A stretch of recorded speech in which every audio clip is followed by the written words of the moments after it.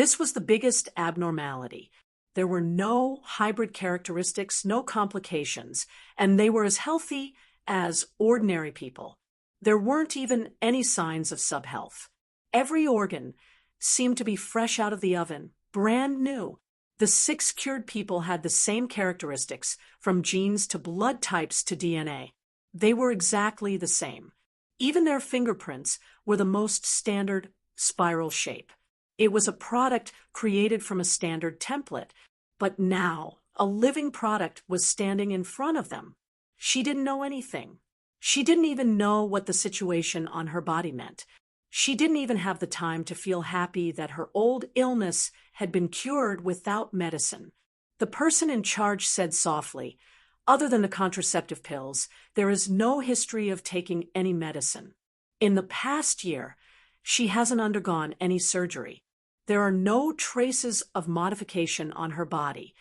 After a long silence, Ai Ching nodded slowly with an expressionless face.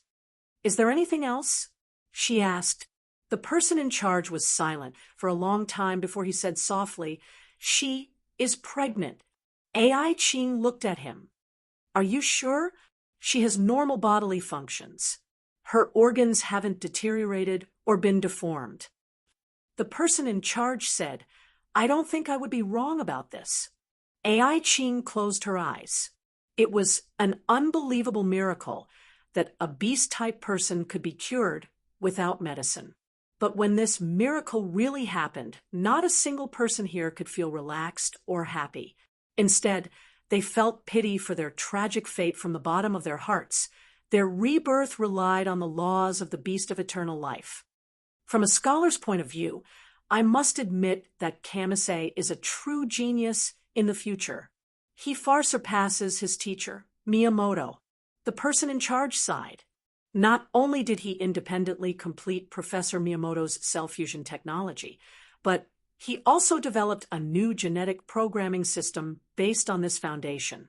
He re-edited the human body from the basis of DNA and finally succeeded in achieving fusion with the laws of the beast of eternal life. Such talent is rare in this world. Through the power of the beast of eternal life, the beast-type people could be cured and reborn. Not only hybrids, but all diseases in the world could be eliminated in this way, and people could return to health. It was simply a blessing. However, this blessing came from hell. This kind of experiment had already been done by someone else threat level. Red Book. Continuation Institute serial number. ATTX 701 Forbidden Entity. Swamp Man. The results of the experiment led to the miniature border laboratories of the 3 continuation institutes being completely abandoned and sunk into hell. All the experimenters were permanently imprisoned and sealed, and similar research was listed as a taboo and banned from then on. There were no gains at all, only tragic losses and lessons learned. The body and consciousness of an ordinary person couldn't withstand the power of the beast of eternal life. No matter how small the unit was, it couldn't withstand it no matter how many times it was weakened and iterated. No matter how small a solar flare was, once it came, it would be a disaster for Earth. And the so-called cure now was just a facade. Under the appearance of a human, the essence was no different from the mimicry of the abyss creatures. Such an existence itself was the pollution of the Silver Ocean. It was a cancer-like disease, and that exceedingly exuberant mutated life force would spread in the most direct manner. When that happens, all cells carrying the law of the beast of eternal life would replicate and spread uncontrollably, assimilating both carriers and non-carriers without them being aware of it. Contagion. Everything was done unwittingly, and no one would even know that they were ushering in a qualitative change. Everyone had been misled by the panacea that future Divine City had thrown out, wasting their time on a mess of painkillers. It never occurred to them that the way the disaster spread wasn't through drugs, but through people. The fraternity didn't exist to distribute drugs. Instead, it was to gather people and subtly spread the swamp man cells in future Divine City's body. But in the end, how did he obtain the beast of eternal life cells from the heavily guarded Continuation Institute? From the very beginning, no one could have imagined that he could be so crazy. Nor could anyone have imagined that he could actually succeed.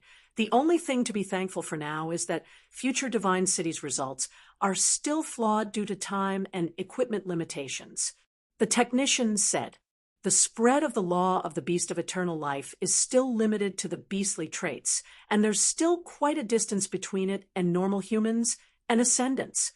Furthermore, it hasn't evolved to the exaggerated extent of the swamp man in the records, but more like the ship of Theseus that's gradually changing boards. If it's not spread through bodily fluids, it would take more than 10 hours of intimate contact to reach the minimum level of infection. Mr. Cole, this isn't a kindergarten. There's no need for gentle words to comfort each other. AI Ching turned around and looked at him expressionlessly. Just tell me the estimated number of infections. Cole was silent for a long time before answering dryly. Mr. Tony didn't bring back much data to complete an accurate assessment. My estimates aren't prepared and have no reference value. What if I need a reference? More than 2,000 people who have completed the infection, Cole answered hoarsely. There are no less than 7,000 carriers in the incubation period. Mr. Cole, you've already done your job excellently. AI Ching nodded. I'll be in charge of the following matters. Later, please cooperate with the memory seal, and we'll be able to end this unpleasant temporary conscription. Cole wanted to say something but stopped himself and nodded slowly. Then, the sound of the door opening was heard. Madam AI Ching, I think your mission should be over. A middle-aged man who shouldn't have been there walked in from outside the door and announced coldly. His slightly thin figure wasn't stooped, but appeared abnormally tall and straight, together with his pair of shadowy eyes. He gave off a strong sense of pressure. His white hair wasn't dyed in any way, and was simply combed to the back of his head without any concealment or disorder. Behind him, Tony, who was supposed to be on guard duty, was already pressed to the ground. He turned his head with difficulty and waved helplessly at AI Ching. Or rather, this guy didn't have any intention of resisting at all. He simply went with the flow and laid on the ground. Now, the head of the Yingzhou branch of the Command Bureau, Renee Yusheng, walked into the room and announced coldly, everything will be taken over by the Yingzhou branch. This doesn't conform to the investigation principle. Does it, Your Excellency Yusheng? AI Ching was still calm, as if she wasn't surprised by his arrival at all. You and I don't have a direct command relationship. Besides, my people are already taking care of it. Isn't it a bit too hasty to come and take advantage of the situation at this time? I said, your mission is over. Renee told her indifferently, this is my jurisdiction. Everything that happens should be handed over to me. I'll explain it to the decision-making room. Next, please cooperate with the handover work. Following his words, a staff with a serious expression filed in and took control of everything in the room. Someone walked in front of her with a box and asked her to cooperate and hand over all her belongings and storage media. But AI Ching didn't move. She just looked at Renee and suddenly asked, "What if I say no?" Renee didn't say anything. The dead silence came suddenly, and the atmosphere became cold little by little. Cole stiffened in place and looked at the two blankly, not knowing what to do, until AI Ching suddenly smiled, warm and harmless. "I'm kidding. Don't be nervous."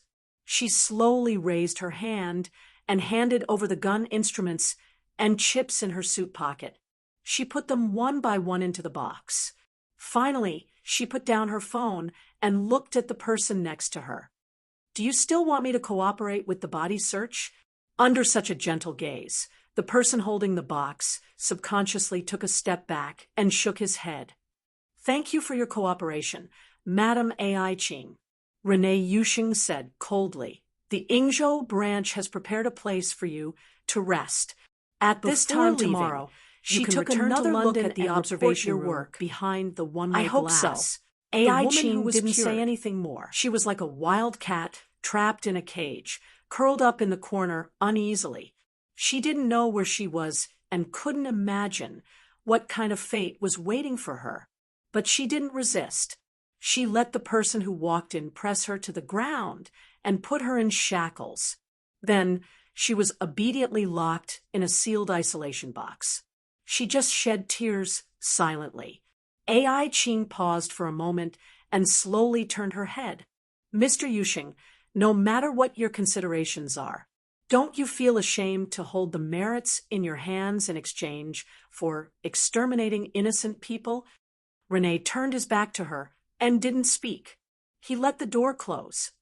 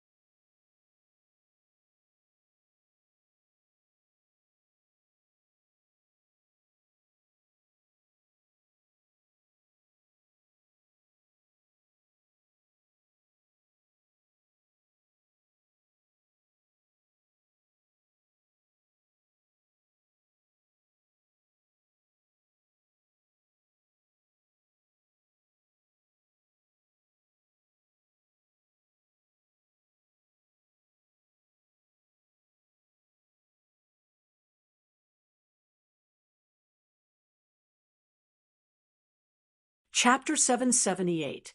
As far as the eye could see, everything was shrouded in heavy rain. But even though the ground was covered by rain, the light gray clouds were burned red by the fire. There were cries and loud noises in the distance. Huaisher stood on the messy street and stared at everything in front of him tiredly. The entire inner circle of Danbo gradually collapsed in the burning. Even if he used all his strength and released all the hells, he could only protect a few small blocks behind him. Less than 5,000 people. He could no longer take care of any more places. And now, in front of him, there were only wails left on the street after the battle. Amid the rubble and collapsed ruins, stifled cries sounded ceaselessly. "Doctor! Where is the doctor?" A woman with disheveled hair and a dirty face walked barefoot on the street, looking around blankly. She tried her best to carry her husband on her back and cried hoarsely.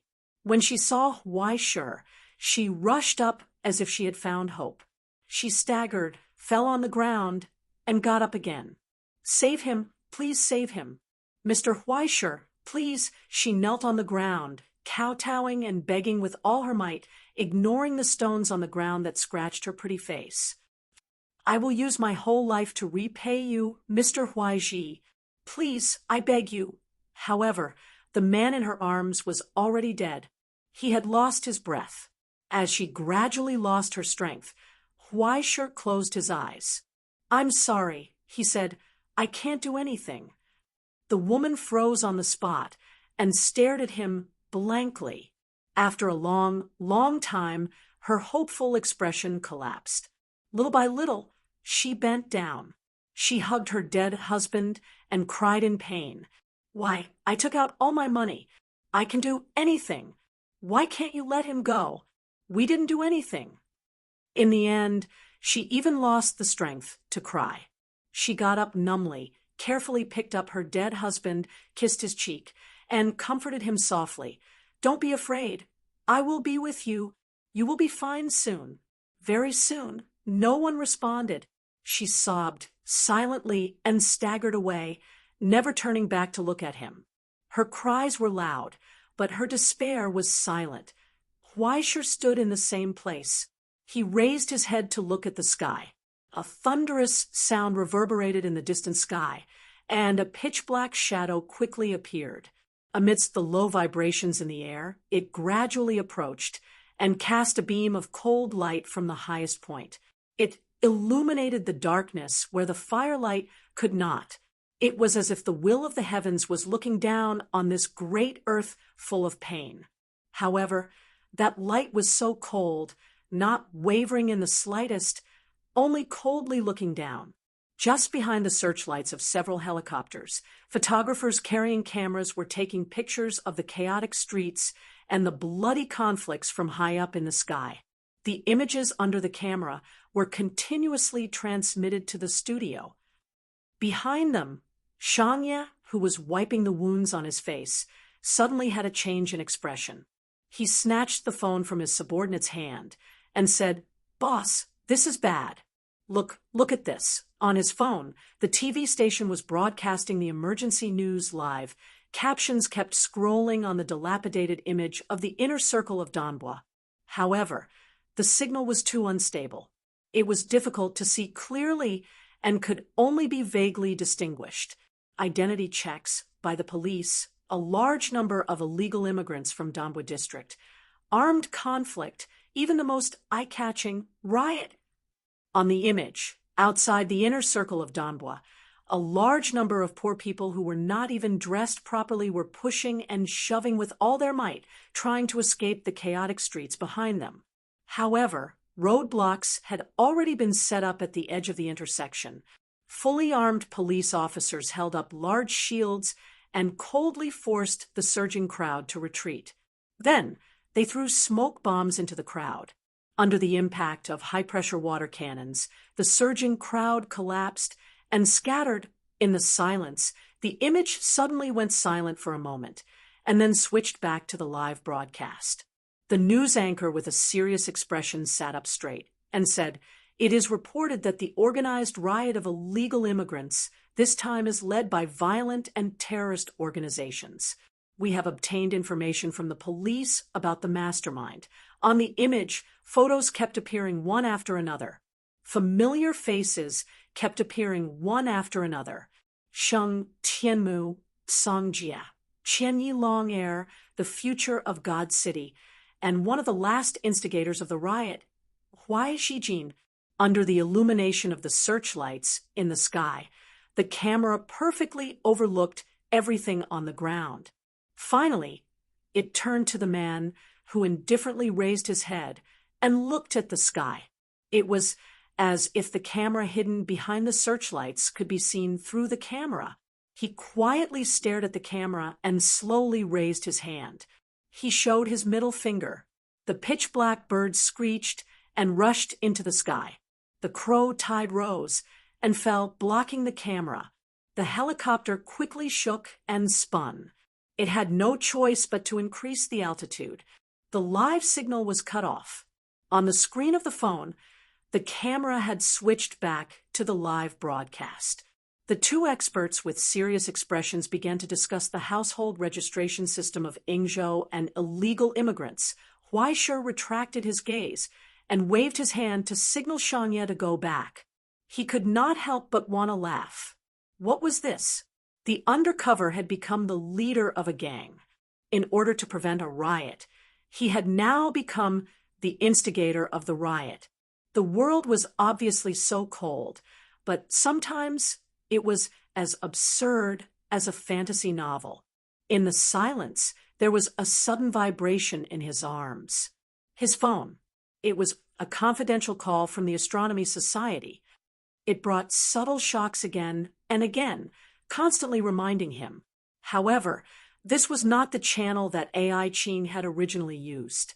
Instead, it was a call from a stranger in another division. This stranger had used a higher authority to forcibly replace AI Qing's original frequency and sent a communication request. The phone vibrated again and again, and the red alert on the screen flashed. It reminded him of the seriousness of the situation. "Hello, who is this?" Huaishe picked up the phone. What answered him was a low voice that he had never heard before. It was hoarse and gloomy. "This is the head of the Ingzhou branch of the Federal Administration, Rene Yushing." Huaishe frowned. He was not shocked by the identity of the person on the other end of the phone. Instead, he had an increasingly uneasy premonition. The head of the Ingzhou branch, the main person in charge of the Asian Decision Room of the Federal Administration in Ingzhou, had directly bypassed AI Qing and directly contacted him. A tool? This was completely out of order. Moreover, AI Qing was directly responsible for the Asian Decision Room of the Federal Administration. The two sides were not in the same system at all. Why did he contact him? Huaishe was silent for a moment and asked, "Should I call you Head Yushing or Head Rene?" "It doesn't matter what you call me. I only contacted you to inform you of one thing," Rene Yushing said.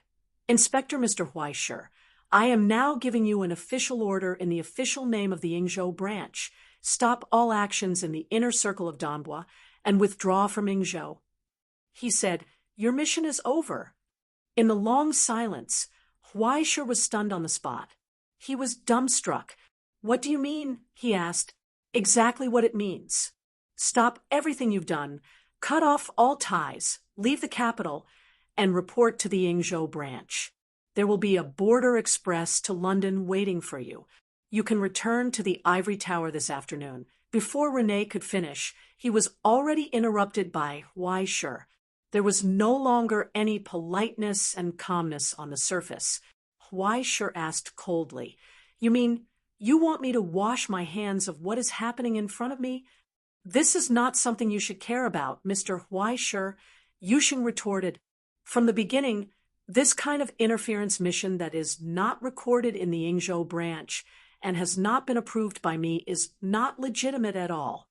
As a subordinate organization of the Decision Room, the Ingzhou branch does not have the right to interfere with national sovereignty." Huaishe was amused. He could barely suppress his anger and asked angrily, "Isn't it because of the Ingzhou branch's inaction that things have developed to this extent?"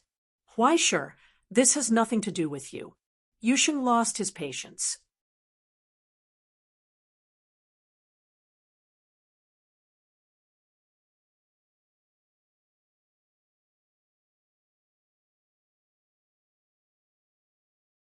For the last time, Huaishe, before the Ingzhou government accuses the federal administration of interfering with sovereignty, stop all actions in the inner circle of Danbua and withdraw from Ingzhou.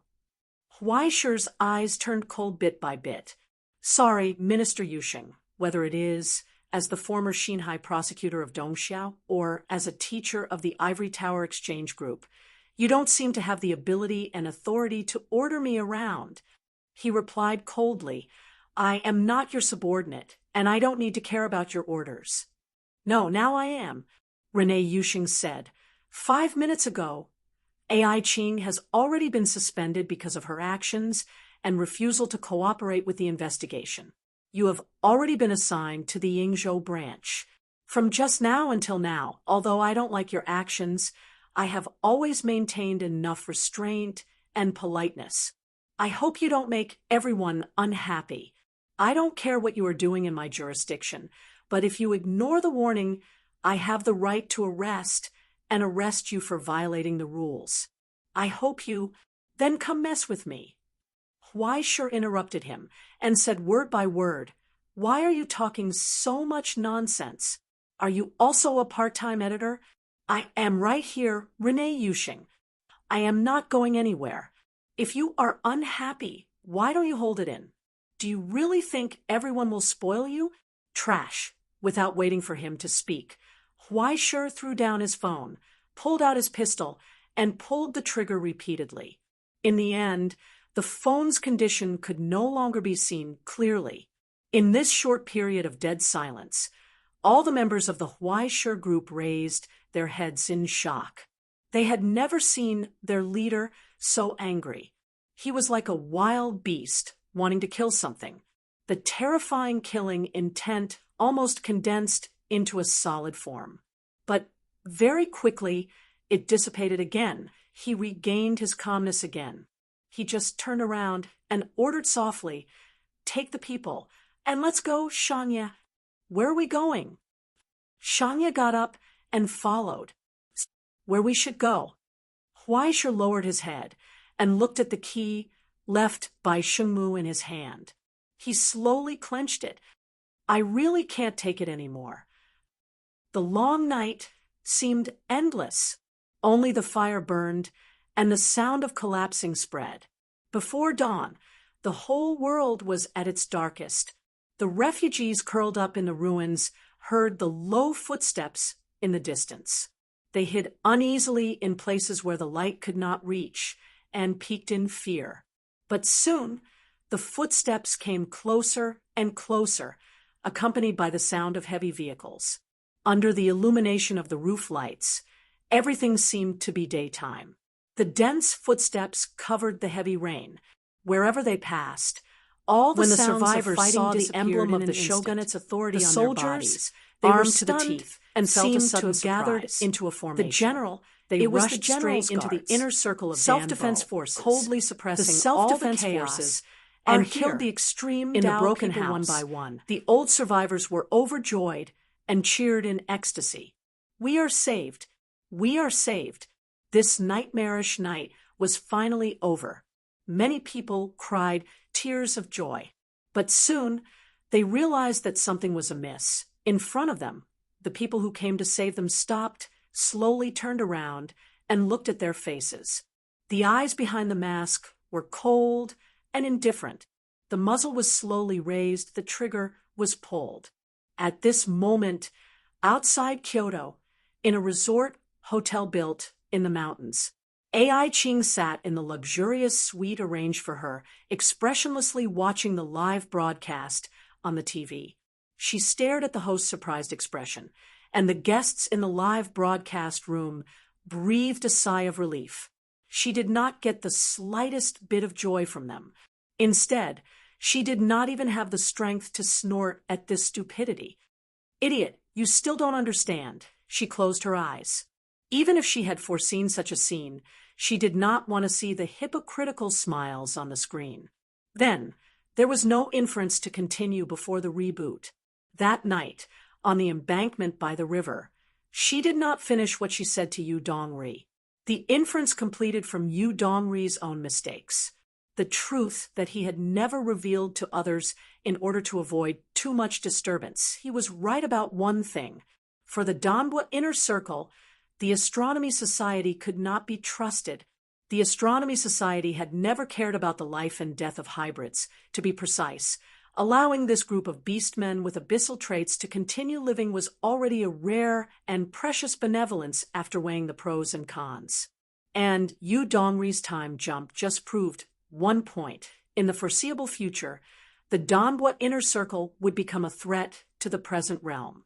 Beside Ai Ching's hand, the beacon jumped again. 3-3. This was the echo left on the timeline after the time jump. As time went by, the echo frozen in the future gradually came to the present and was received by the beacon, becoming proof that the Bifrost had once operated. Such an exaggerated number of time jumps could only prove one thing. There was a result that the time jump could not reverse. When thinking from this narrow point of view, the number of possibilities left becomes very small. The possibility of the green sun triggering a war in the present realm, and the border had been overruled and could be put aside, and the Divine City's future use of Miyamoto's results combined with the power of the Eternal Beast to create the existence of the Swamp Men, which confirmed her previous conjecture. But if that was the case, then there was another problem. Even if the Swamp Men were the flesh of the Eternal Beast, they did not have the ability to stop Yu Dongri's time jump. The data provided by Cole, the head of the laboratory, proved that the Divine City's future research had only just been completed. If Yu Dongri wanted to stop him, there was plenty of time, but why did he not succeed? The answer was so obvious. In addition to the Eternal Beast, there was also the existence of the element of destruction. So, let's start with the simplest elimination method, based on the analysis of all the basic data at hand. Which element of destruction was most likely to appear in the Dambwa inner circle? The qualitative change of the primordial substance did not occur. The hybrid souls did not transform and still maintained their original appearance, and the Silver Ocean did not detect the existence of harmful memes. Then, Bushuan could be ruled out. Although extreme and distorted, there was still a stable structure of alliances among the hybrids, and most of them still retained their rationality and did not degenerate into a chaotic community. Even if it was very sick, this level was still within the normal range for the time being. The interference of the element of destruction, the Pied Piper, could be ruled out. A week ago, the gray-robed man appeared in Egypt, and his uncontrollable nature would not stop just because he was a hybrid, let alone a conspiracy, so he could also be ruled out. Then, according to the favorite method of the detectives in Bengett's detective novels, after eliminating all possibilities, the only possibility that emerged was the only one: the distorted society formed by long-term external pressure, the law of the jungle built purely by the law of the jungle. Whose favorite altar would that be? Yu Dongri was wary of the existence of the rancher. Now, in the Dambwa inner circle, there was also the interference and influence of the rancher aside from the Eternal Beast. That was the warning that AI Ching had given to the decision-making room in her secret report. She did not fail to live up to this heavy trust and expectation. In a short half a month, through her own observation and intelligence collection, AI Ching had perfectly completed the task that the decision-making room had arranged for her. But what if she continued to infer? Apart from the confusing details, if one were to look at the overall situation of Ingzhou from a bird's-eye view, who in the entire Ingzhou had the right, the qualification, the skill, and the patience to turn the Dambwa inner circle into such a situation step by step. Who had caused all of this? 3 people. The first was the head of the Ingzhou branch, Rene Yushing. The second was the emperor, who was still sitting in the imperial palace. The third was the general. When the Swamp People Syndrome appeared, AI Ching had suspected Rene, but she quickly concluded that Rene was just an incompetent bureaucrat. Perhaps in the upcoming interim meeting of the P5, he had seen that there would be a new conflict between the Border Party and the Sovereignty Party. So he chose this political speculation. But as a pure bureaucrat, Rene Yushing might be good at pretending to be deaf and dumb, but he would never take the initiative to touch something that could doom him eternally. This was not an expectation of his integrity, but a trust in his bureaucratic instincts. Then, the Emperor of Ingzhou? Impossible, right? The weakened Ingzhou lineage would have the courage to touch the bottom line of the astronomical society, try to grasp the law of the Eternal Beast, and take over the power of the rancher? An emperor who longed for a resurgence would be unwise enough to collude with the elements of destruction? Even if it was weak, he still had many chips in his hands. As long as he was alive, he was the true master of the Ingzhou lineage. There was no need to stake everything. It was too stupid. He was only 14 years old. He could wait. Then, there was only one result left in the end: the former White House knight, the current Ghost Fong. The leader of the Ingzhou Wu family, Douglas Arthur. Think about it irresponsibly. Since he was exiled to this remote island country, for 50 years, the former strongest grade 5 had endured the shackles of Ingzhou's framework and was imprisoned on this long and narrow land by the origin code of the Ingzhou lineage. He lost his freedom, gradually indulged in sensual pleasures, indulged in pleasure, and lived happier than anyone else in the world. He lived more unhappily than anyone else. Just when everyone thought that he was old, he suddenly showed his claws and teeth. In order to smash the cage, he did not hesitate to let the elements of destruction complete the fusion in the capital. Was there such a possibility? When such a conjecture emerged from his thoughts, it could no longer be ignored. If this was the truth, then the general's guard that had descended into the inner circle of the Danbua was the last straw that created the hell on earth. Now, the darkness between dawn was about to pass, but the sun had not risen. Under the gradually thinning rainstorm, the fire in the inner circle of the Danbua gradually extinguished. At the same time, the cries and whimpers disappeared without a trace. In this deathly stillness, the ferocious dogs ravaged everywhere. The massacre in the name of suppressing the riot had begun.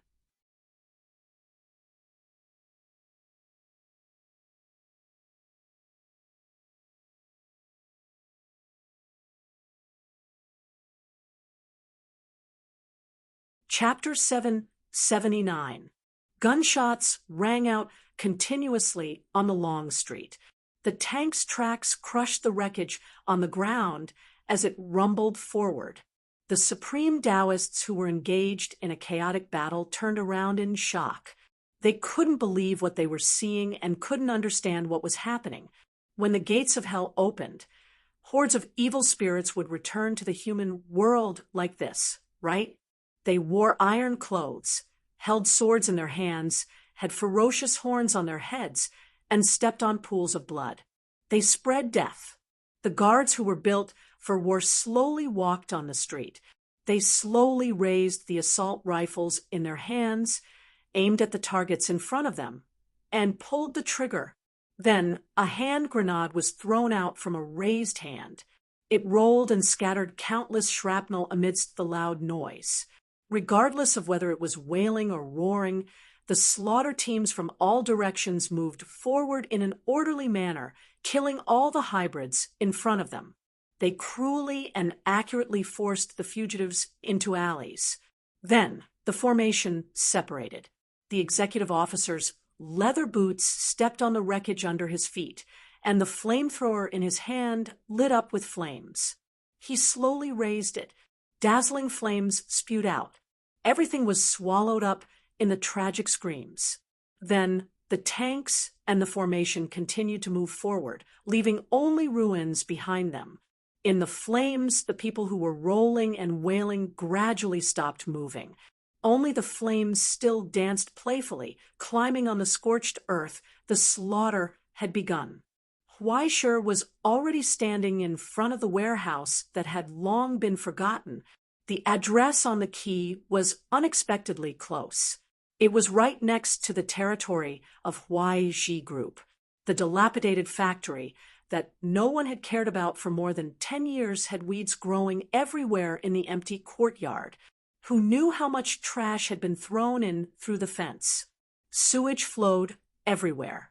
The barbed wire in the corner had long been cut open. Someone had even built a basketball court here. But now, the people who played basketball had long disappeared. The warm corner that was once filled with laughter had been washed into a mess by the heavy rain. Huaishir raised his hand and pulled off the broken chain on the door. He wanted to open the door, but found that the door couldn't be pulled open at all. Behind the thin door panel that had been eaten by worms was a thick layer of steel. Behind the rusty surface, There were The several sound layers continued of different until steel, it turned into as a if they had loud been bang. planted in the ground earth for a trembled. long time. Only Behind the Huaisher, keyhole, which was the covered members by of the layers of Huaixi iron group plates, retreated was in still shock. shiny. They saw the new. warehouse in Is front there of a them need start to to go shake through violently. so much trouble, as if a giant was Huaixer about to pull frowned, out its rooted inserted feet from the the oddly ground shaped key into and the prop lock, up its and tired twisted body his wrist. once again. As a result, Dust a flew low, up from the thin grinding rain sound under the rang gloomy out from sky. the mezzanine behind the door. A dim light lit up on the silent door. Then, under the push of Huaisher, the half-meter-thick steel door slowly opened, revealing the darkness behind. A familiar pungent smell floated in the air that had been frozen for many years. Huaisher froze in place. His eyes widened in disbelief. Right in front of him, in the huge space behind the door, lights lit up silently, illuminating every inch of the narrow aisle that was almost impossible for people to pass through, as well as the dense shelves that wanted to make use of every inch of space. And the guns on the shelves. Munitions. Munitions that filled the entire warehouse. Pistols, submachine guns, rifles, assault rifles, shotguns, sniper rifles, squad machine guns, grenades, stun grenades, landmines, explosives, and even shoulder-mounted rocket launchers that filled the entire wall. Ammunition boxes piled up like a mountain took up most of the space, and the terrifying reserves that were enough to carry out a modern war were right in front of him. In the dead silence, Huaisher was stunned. "You bastard, what did you want to do when you were young?" This was what Sheng Tianmu told him, a little reserve from more than 10 years ago. "Did everyone have some misunderstanding about quantifiers? Aren't you quite capable, old man?" Huaisher chuckled softly, stepped in, took a pistol from the shelf, and then carefully and seriously pressed the bullets that were smeared with maintenance oil into the magazine, one by one. "What are you waiting for?" He turned back, looked at the dull faces, and smiled happily. "Get ready to deliver. Everyone, just like you deliver wine." Our counterattack hasn't even begun yet. 15 minutes later, under the heavy rain, the lights of the Huaisher group's convoy lit up the dark world again. The trucks full of munitions roared and sped in all directions. They went to every organization and branch on the Alliance's registration list. With early Christmas gifts, like beer, free weapons could not bring people joy, could not make people happy, could only kill something. It was not a necessity like water and wine, but it was the only way to survive now. Protect your family, protect your children, and protect everything that you have. Rely on yourselves. When the heavy truck broke through the fierce crossfire outside, smashed the outer wall, turned all the way, and stopped in front of Akaki, Akaki almost punched the driver's face. "Under the mountain! You bastard!" Akaki roared angrily. "We built the wall with great difficulty. What are you doing?" "Delivering." Behind the broken windshield, the man with bleeding forehead grinned, raised his hand and pointed to the carriage behind him. "These are the gifts from the boss." The broken carriage slowly opened. In the overturned box, countless shaky bullets flowed out from the gaps, and the shiny copper light reflected on his lifeless face. "Hey, where did you get these?" Akaki bent down, grabbed the bullets that almost covered his feet. He was at a loss. He almost thought that he was hallucinating. Before he could react, the people behind him pushed him away. "Oh, the guy from the Huaisher group did a good job." Yuriko reached out her hand with satisfaction, checked the quality of the gun, raised her head, and asked, "Where did the Huaisher group go?" Under the Mountain wiped the blood on his face, looked at the place where the fire was the strongest. "The boss should have gone there, right? Men are really troublesome when they go crazy. If we can survive, we can drink together." Yuriko shook her head, pulled the bolt, and her expression became cold. "What are you waiting for, Akaki? Don't you know how to work? Under the Mountain, you can go to the back to rest. It is safer there." Under the Mountain shook his head and smiled, rejected her kindness, just pointed to the roaring city behind him. "I still have a place to go. Miss Yuriko," he said, "if it is convenient, can you ask someone to help me refuel?" In a short silence, Yuriko raised her head and looked at him, and then looked at the broken truck that was a miracle. She turned back. Come, give my car to him. 10 minutes later, as the garage door opened, the fully bulletproof Hummer burst into a roar like a monster opening its eyes. The car lights lit up with blazing light. After breaking through the fence, it rushed into the storm again, rushed into the deepest part of the storm, in the entire inner circle of Danbois. At this moment, countless vehicles, motorcycles, and even bicycles full of iron light rushed out of the door of the Huaishur group, spreading in all directions. Like a dying heart, it was difficult to beat again, to inject resistance into everything that was on the verge of death. And on the dead silent road, in front of the straight armored vehicle, the cruel car lights illuminated the figure at the end of the road and the gradually spreading blood under his feet. Stepping on the shoulder of the struggling soldier, the ferocious figure raised his head, revealing his handsome face to them. Casually, he pulled the trigger. Blood splattered everywhere, and the incomplete body no longer struggled. Is everyone okay? Huaishur raised his head, wiped the rain on his face, and smiled at the massacre team in front of him. You came from afar. Sorry for not going out to meet you. He said, Next, please enjoy the warm reception of the local people. As he spoke, he threw away the assault rifle in his hand and took a grenade launcher from his back. His smile became brighter and brighter. Violence and death were the specialties of the inner circle of Danbois, and they had to be tasted at that moment. A low, muffled sound burst out from his hand, and the rain that fell on the gun rolled back, and a dark shadow had already gone against the rain of bullets, whistling out. It crashed into the tank. In an instant, Ramsey's anger erupted again from this foreign country's territory, and the alchemy fuel mixed with the source substance burst out with blazing light, swallowing everything around it. The crazily rising temperature also burned the bulletproof armor into mud, and then hot metal steam spread in all directions along with the evaporating rain and the storm, enveloping more than a dozen slayers. Then, another round, a third round, a fourth round, until everything in front of them was swallowed up. Destruction befell the heads of the destroyers. In the shroud of the flames and impact, tragic screams burst out, no different from those of the dead. Only a scarlet signal flare rose into the sky and exploded, attracting attention from all directions. In the rapidly approaching roar, Huaishur lowered his head, and the forging furnace between his fingers lit up again, and brand new high-explosive bombs appeared out of thin air, one after another, and were loaded into the furnace. He raised his head again, walked in the direction of the enemy, and went to the next place. The war has begun, everyone. He looked down at the dozens and hundreds of enemies and stared at the twitching faces under the masks and asked softly, Are you ready? Chapter 780.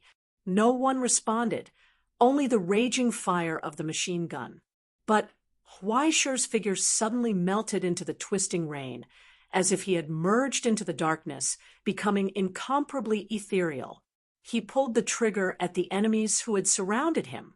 Deadly grenades scattered in all directions. Metal seeds fell to the ground and bloomed into fleeting flowers of flame. The scorching wind lifted the curtain of rain, causing the hazy water vapor to disturb the space between the sky and the earth. In the loud roar, everything seemed to have become distant.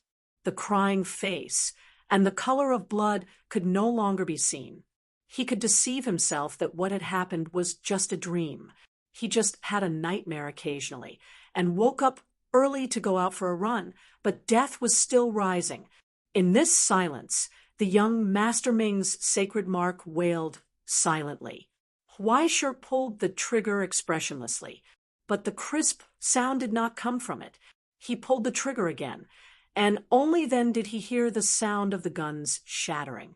He looked down at the grenade launcher in his hand and saw the dents on the body of the gun from the impact of the bullet, as well as the sound of the internal parts falling off. He regretfully threw it aside and continued forward. when he passed by the few figures who were still struggling on both sides. He reached out and took out a pistol from his pocket. Bang!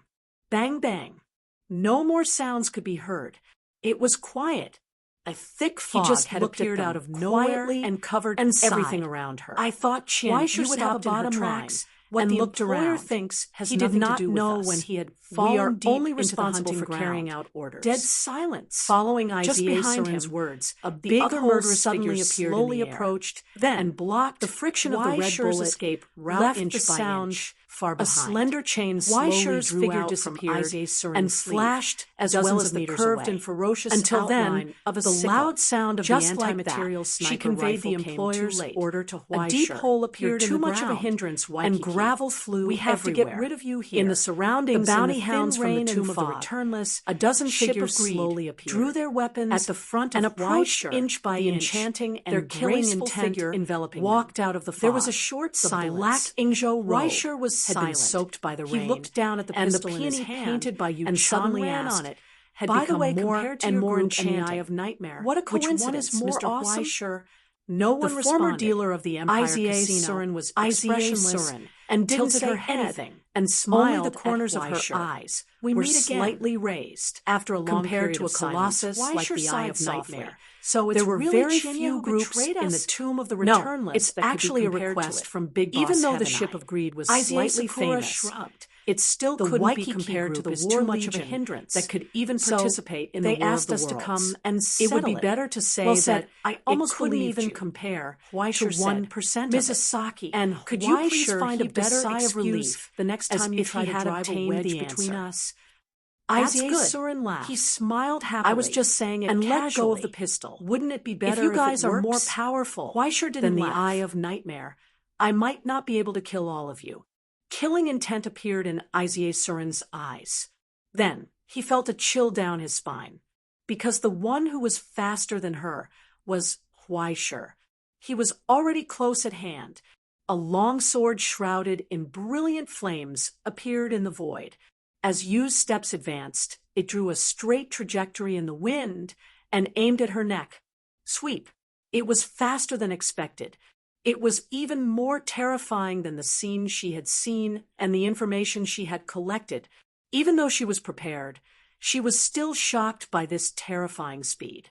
She even forgot to retreat. She instinctively raised the sickle, and the slender chains crisscrossed in the air, forming a net to block in front of her. Then, in that short moment that could not even be considered an instant, it fell apart. It was sliced apart like a dried twig.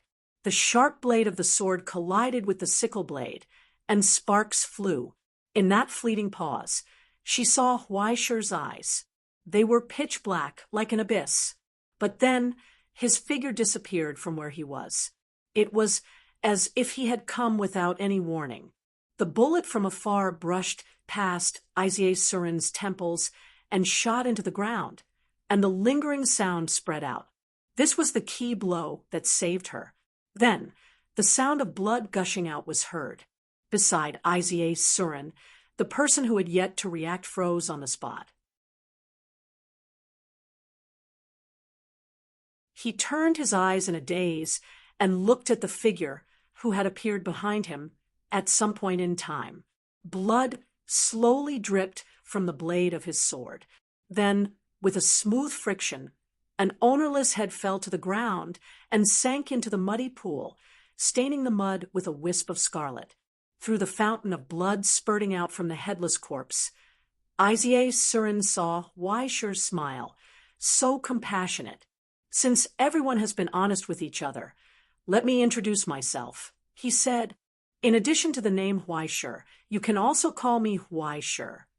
Jinling's beheading king, Huaisher. From his hand, the blade of resentment extended inch by inch, and the ferocity of the curse spread in all directions. Now, let's begin. Under his feet, irises bloomed, quietly exuding a fragrance, and he had disappeared from where he was again, and suddenly rushed forward. After crossing dozens of meters, he appeared in front of another person. The blade of resentment swept across, and the drummer sped up. With a flash of iron light, He was almost cut in half. But in the intense pain, the person did not panic. The blood that spurted out suddenly solidified and turned into a pair of hands in the air, grasping Huai's shirt tightly.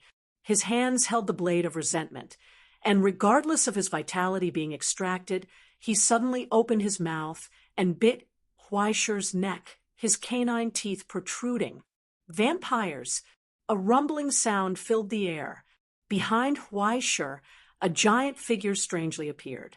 The hammer in his hand smashed down towards the back of Huaishi's head. Scorching origin substance fluctuations spread from the hammer, causing the air around Huaishi to solidify, not allowing him to struggle at all. Then, the solidified air began to disintegrate. In the blink of an eye, iron light crisscrossed in the air and blood splattered everywhere. Huaishi had already stepped out from between the two corpses. Cold rainwater evaporated from his shoulders, slowly rising into the air. Transcendent form, triple-layer Xiang dragon. The curses that had been unable to invade his body wrapped around him, and as he breathed, they were easily torn apart. At the very back, an ascendant screamed in shock and staggered backwards. His eyes bulged as if he was suffocating. He clutched his neck with great difficulty and spat out large mouthfuls of blood. Clumps of blood fell to the ground, and hairs quickly appeared on his skin as countless strains of bacteria began to spread. He didn't fall to the ground, but his consciousness fell into a decaying dream. His body turned into a wax figure under the origin substance's vicious poison, slowly melting away. Only a large amount of poisonous spores were left floating in the air. They carried the fragrance of flowers and plants, so fragrant. That's it. Huaisha raised his head and looked at Iza Surin in the distance with a smile that wasn't a smile. Your team doesn't seem to be very capable. He stepped forward, and the air behind him trembled as another hole appeared. Snipe! But this time, he had already found the direction of the bullet. He stepped forward, then pulled out the Lord of the Flies from his satchel and pulled the trigger behind him. The alchemy bullet flew through the air, creating a spark in the depths of the fog. The fifth, Huaisha counted softly. Then the remaining 7 enemies began to surround and attack. The ground suddenly trembled, and cracks appeared. A zigzagging sword stretched out from the cracks like a shark, stabbing towards Huaisha from below. The hammer of pain appeared in Huaisha's hand, and flames burst out from its tail as it smashed down. The cracked ground suddenly soared, and countless vaporized blood spurted out from the cracks. The broken swords were deeply embedded in the ground. Iza Surin's scythe was already coming towards him. From her sleeves, dozens of chains flew out one after another, tightly entangling Huaishi's body. Countless illusions of white snakes appeared, pulling him in the air. Then, she saw that between Huaishi's 5 fingers, the huge hammer disappeared without a trace.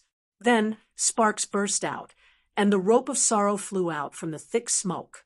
It suddenly contracted, extending upwards against the chains, and broke Iza's control. It tightened inch by inch, completely strangling the blood-soaked white snake Shikigami into pieces. Iza Surin looked at Huaisha in a daze, and Huaisha also looked at him. The uncontrollable scythe fell from the air into his hand. It was forcibly controlled by the hand of restraint and cut open the throat of the other one in his hand. Blood spurted out, and the sound of the head falling to the ground was so low. From the beginning to the end, that indifferent expression did not change at all, as if he was just casually uprooting the weeds on the ground and pulling out the harmful poisonous flowers. It was so calm that it was frightening, looking at her. "The 9th one," he said. "Don't be afraid. It will be over soon." The nightmare began.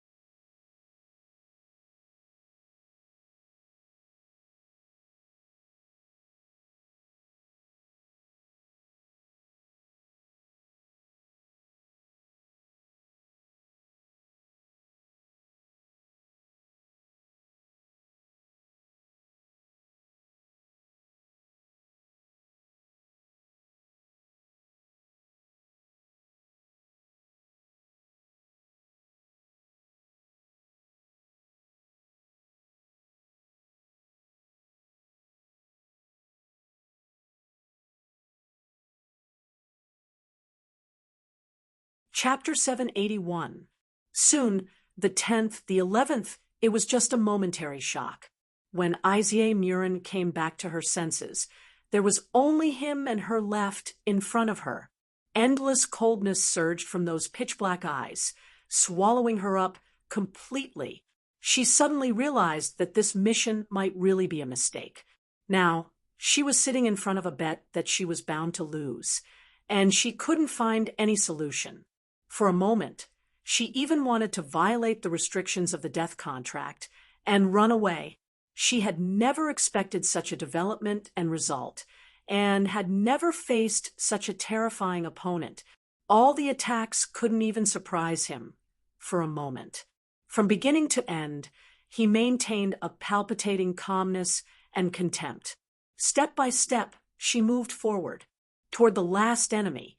This might be the last mission of the Ship of Greed. Isier Murin closed her eyes. When she opened them again, she had already disregarded life and death. At that moment, under the peony on the robe, a hideous skeleton appeared. The flame of the burning source lit up from her eyes, and the alchemy array implanted in the deepest part of her soul was activated, burning the source of all the dead and living. Then, the world reversed, as if everything in the world was rapidly breaking, spinning, and reorganizing, causing the surrounding thick fog to turn into a blurred illusion, swallowing everything. In a trance, it seemed that a figure with a crown and halo rose from the crack of the earth, showing a solemn posture behind Isier Murin. At the cost of collecting souls, the ruler of the abyss descended with great power. All the corpses on the ground turned into ashes, and the pale ashes gathered in Isier Murin's hand, forming a strange curved sword sickle. I really shouldn't have coveted that bottle of good wine. Isier Murin whispered softly, slowly, raising the sword sickle in her hand.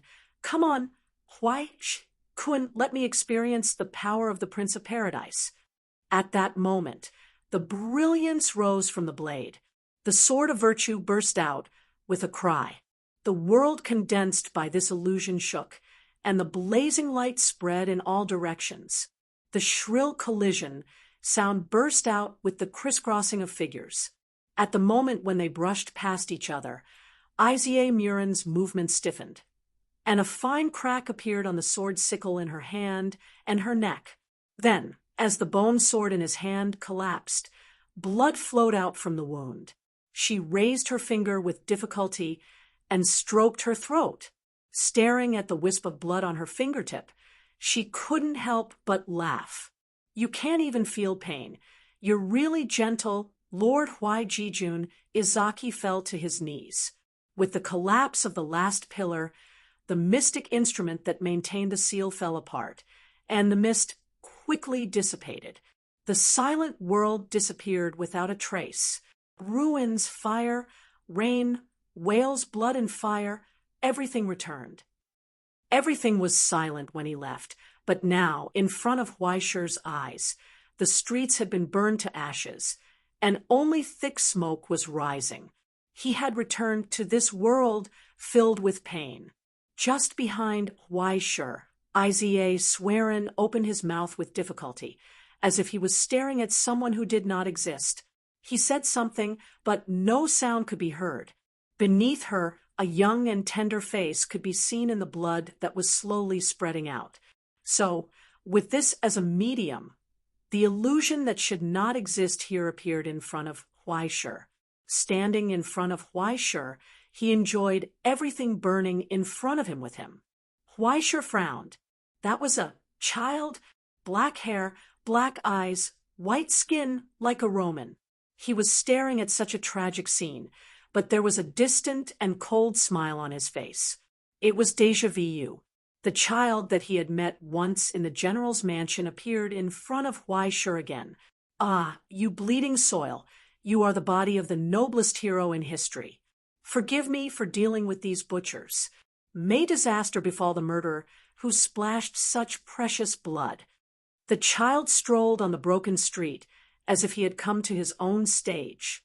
Facing countless audiences, he opened his hands and exaggeratedly recited the immortal masterpiece from Shakespeare, Thy wounds, like many silent mouths, open their crimson lips, and beseech my tongue to speak for them to the world. And it is in them that I now prophesy that a curse will descend upon the limbs of men, that violent and cruel civil strife will throw this place into chaos, that bloodshed and destruction will be the order of the day, and that all compassion will be utterly extinguished by the habit of killing. Send the order to slaughter to the world. Let the dogs of war ravage everywhere. For this evil crime, the earth will be filled with moaning corpses begging for burial. The long monologue ended in an impassioned rebuke, but no one offered applause. Only Huaisher looked at him coldly. The child turned back and looked at his face, still smiling. It takes the entire ship of greed to send my meme to you. It's not easy to see you. Huaisher. Huaisher was indifferent. Sorry, I'm not interested in playing with children. Child. The child was stunned for a moment, and his expression immediately became strange. It was unknown whether it was surprise or admiration, but he couldn't help but laugh. I'm a child in your eyes? Why, sure, you're really a freak. With his laughter, the phantoms in front of Huaisher began to change constantly, from the youth to the sinister and eccentric old man, the messenger who brought temptation like the devil, the coquettish and charming courtesan, the mature and elegant middle-aged man, the young girl in white, the dying woman, and the crying baby in swaddling clothes. Their postures and appearances were different, but they all had black hair, black eyes, fair skin, and a smile that was always full of alienation. Finally, the phantoms shrank, and countless images overlapped. They turned into a young man with a gorgeous face like a girl, wearing a black vest, breeches, and a white shirt. He held a delicate whip in his hand, stepped on the wreckage of the ruins, and looked up at Huaisher with a smile. Let me introduce myself. I'm Huaisher. He bowed, put his hand on his chest, and saluted, according to the records left by my predecessor. You can call me William Robert Woodman. The young man smiled and introduced himself, Woodman from Golden Dawn. From her pitch-black eyes, a bright golden flame burst forth, contrasting with her beautiful face, making her look majestic and dignified like a divine Buddha, inviolable. He was one of the 3 founders of Golden Dawn, the elemental of destruction, the creator of the land of dreams, Woodman. In the long silence, Huaisher didn't speak. He looked at him. He imagined how he could smoothly take the angry Lord of the Flies out of his pocket and then shoot him in the head. Don't be nervous. What exists here is just an illusion. Even if you taste something, you can't feel the taste. Even if you bathe in the rain, you can't feel the warmth. At best, it's just a video call. He looked at Huaisher's pocket with a faint smile, as if he knew what he wanted to do. He shrugged slightly and said, You don't have to take out the Lord of the Flies to pollute my ears, do you? In the silence, only the angry roar of the Lord of the Flies in Huaisher's backpack could be heard. Woodman, F*CKU. You've been dead for so many years. Why are you still pretending to be a foreigner? Woodman shrugged and turned a deaf ear to her words. The flickering phantom only looked at Huaisher's face and sighed with exultation. I have to say, our meeting was really a pleasant surprise. I didn't expect to meet you here in order to reap another result. Huaisher, God knows how happy I was when I met you at the general's place. It's a pity that you didn't come to play with me. I've prepared many gifts for you. Speaking of this, he patted his head and said, By the way, you did a good job in the Land of Dusk. Mathers has been praising you, not only in Golden Dawn, but you're also a popular idol in the Abyss. The more trouble the Sunmaker caused, the more resounding your name will be. Those workshop owners hate you so much that they've been biting their handkerchiefs under their blankets. Ha ha ha. As he laughed, his expression became serious, and he asked solemnly and seriously, Then, before we start the official topic, how about we go through the process first? He paused, cleared his throat, stretched out his hand, and asked with enthusiasm and anticipation. As a member of the utopia recognized by the Vientiane sphere, Huaisher, do you want to come to our side? Huaisher looked at him silently. His gaze passed through the illusion and looked at the world full of pain behind him. I'm your enemy, Woodman. He said, don't joke like this again, okay? This has never changed. Ha ha ha. Sure enough, it's not time yet? Woodman laughed indifferently. He slowly turned around and stood beside Huaisher, staring at the world shrouded in smoke and flames with him. He was full of smiles. First of all, I have to congratulate you, Huaisher. What you've done is worthy of being a hero. It's rare and commendable. Your struggle has successfully saved some people and delayed the arrival of this moment compared to the plan. He thought for a moment and said, about 30 minutes. After exhausting everyone's efforts, they only got half an hour of time. Half an hour later, everything still fell into destruction. Unfortunately, whether you wait for death or resist, you can't change the outcome. War will only make the destruction come faster. Woodman said, in some ways your counterattack has caused the destruction of this place to accelerate. Are you showing off your power to me, Woodman? You probably misunderstood something. Why sure? Woodman's expression became strange. The one who besieged the inner circle of Damba was Extreme Tao. The one who gave the order to kill them was General. The one who was indifferent was Emperor. And the one who ignored it was Astronomy Society. I'm just an illusion. Even if I just leave the range of the land of dreams, my real body will be poisoned and die. You can't blame me for all this just because I saw you, right? He paused for a moment, and his smile became warmer and warmer. There was no alienation. At best, I just made some insignificant suggestions. Look, why sure I didn't bewitch, instigate, or deceive them. I just said what they wanted to hear. And they became so rational that it makes one's hair stand on end. Bang! There was a loud bang. Huaisher pulled the trigger, aimed at his face, and pulled the trigger again, and again. He emptied an entire magazine, turning the young man in front of him into a pile of mud riddled with holes. Blood splattered everywhere, and then slowly disappeared. In front of Huaisher, the broken body didn't fall. It just looked at the young man in front of it with pity. On the broken head, there was an incomplete smile. It's too late. Huaisher. In that instant, a premonition of death descended from the sky.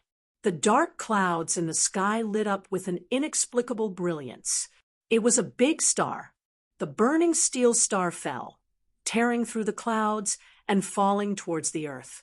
Falling, and falling. It was a missile.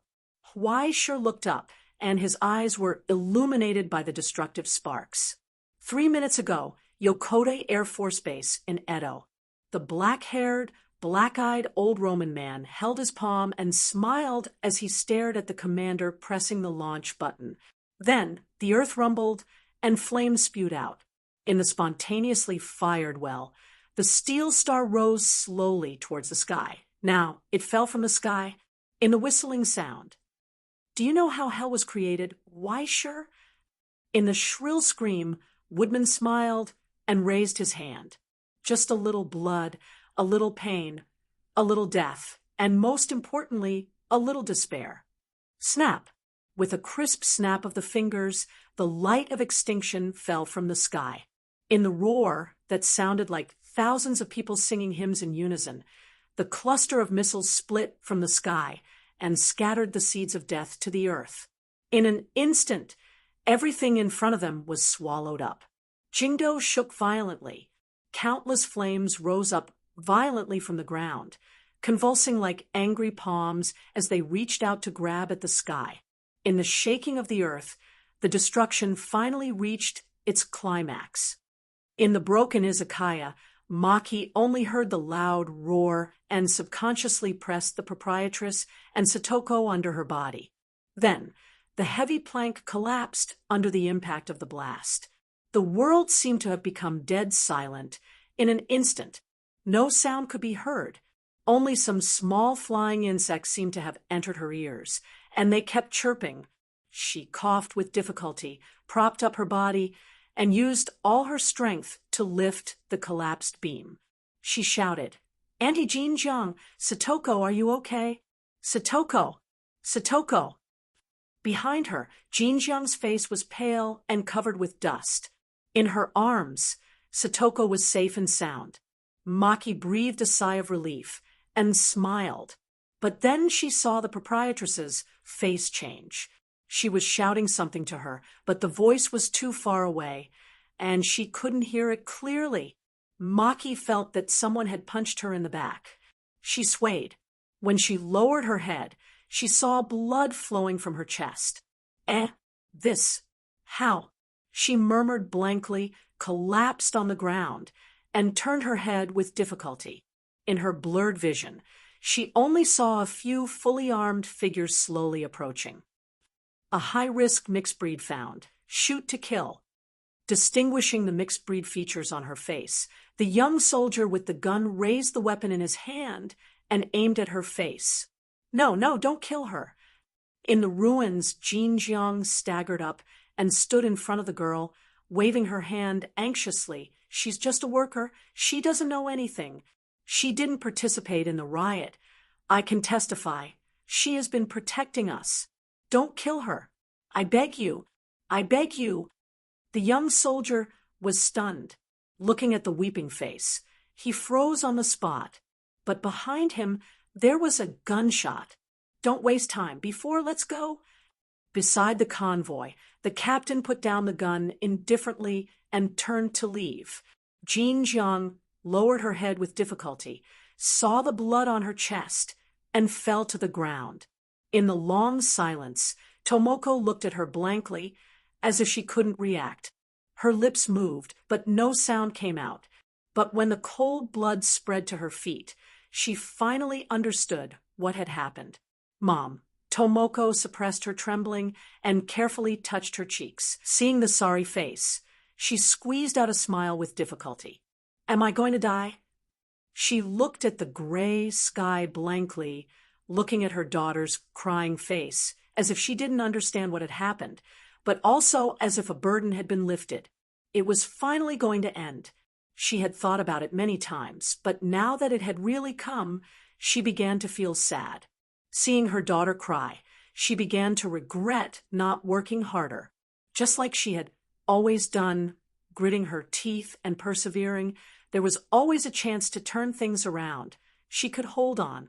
But this time, she felt that she couldn't hold on anymore. It's so hard to live. She coughed violently.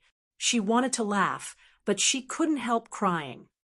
"I'm sorry, Tomoko. I'm sorry. She wanted to say sorry to Fukasaku. She wanted to say sorry to Mr. Takahashi. She wanted to comfort these children not to be afraid. And she wanted to say more. She slowly closed her eyes, crying in despair. She looked at all of this in a daze. She felt that the world had become strange again. She couldn't understand. There were too many things in this world that she couldn't figure out, and there were too many things that she couldn't understand. After leaving Daoquan village, the outside world seemed to be always so fickle, not allowing her to slowly understand and understand. Everything had become too cruel. She didn't even have time to react. But why is that? She covered her face, choking, and shouted at the backs of those who left, "Aren't you here to kill me?" Why? She was clearly innocent. Everyone was in the darkness. A bright red spot spread in front of her eyes. Under the pain and suffocation, she bent down, wanting to roar silently, but no sound came out. The pain brewed in her body, burning like a flame. She slowly raised her head. Under the pitch-black ghost horns, scarlet tears flowed out of her eyes. "I'll kill you all." There seemed to be a cry in the distance. Toshio stood blankly in the dissipating smoke, looking around, but the old man who had been holding his hand to escape was gone. Something seemed to have fallen from the sky and landed far away. Then Many things disappeared along with Auntie Eni-Aishan. They could no longer be seen. However, when he finally lowered his head, he saw a severed arm amidst the rubble. There were still traces of the ring on the arm. The ring had been sold a long time ago. Auntie Uchiyama said that he could go to school if he saved a little more money, but now Annie Uchiyama was gone. He trembled as he knelt on the ground, holding the broken arm, tears flowing silently. There was a loud noise in the distance. Someone was coming, but he didn't want to run anymore. It didn't matter who it was. Just kill me. There was only a desperate prayer left. But no one listened to this prayer. No one cared. In this gloomy world, there were continuous explosions, and the sharp cries gradually dissipated. The sky had stopped raining.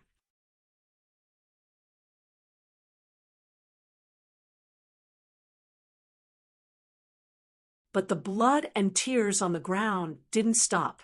Now, the peak of the cries disappeared. Despair descended. Accompanied by the pain of countless people, the light from hell appeared on the ground. It's time. In the darkness, the god spread out his 6 arms, dancing in ecstasy. The great day has come. From the top of his head, a purple-black halo slowly appeared. The solemn and strange light flowed in all directions along with the resonance between the swamps.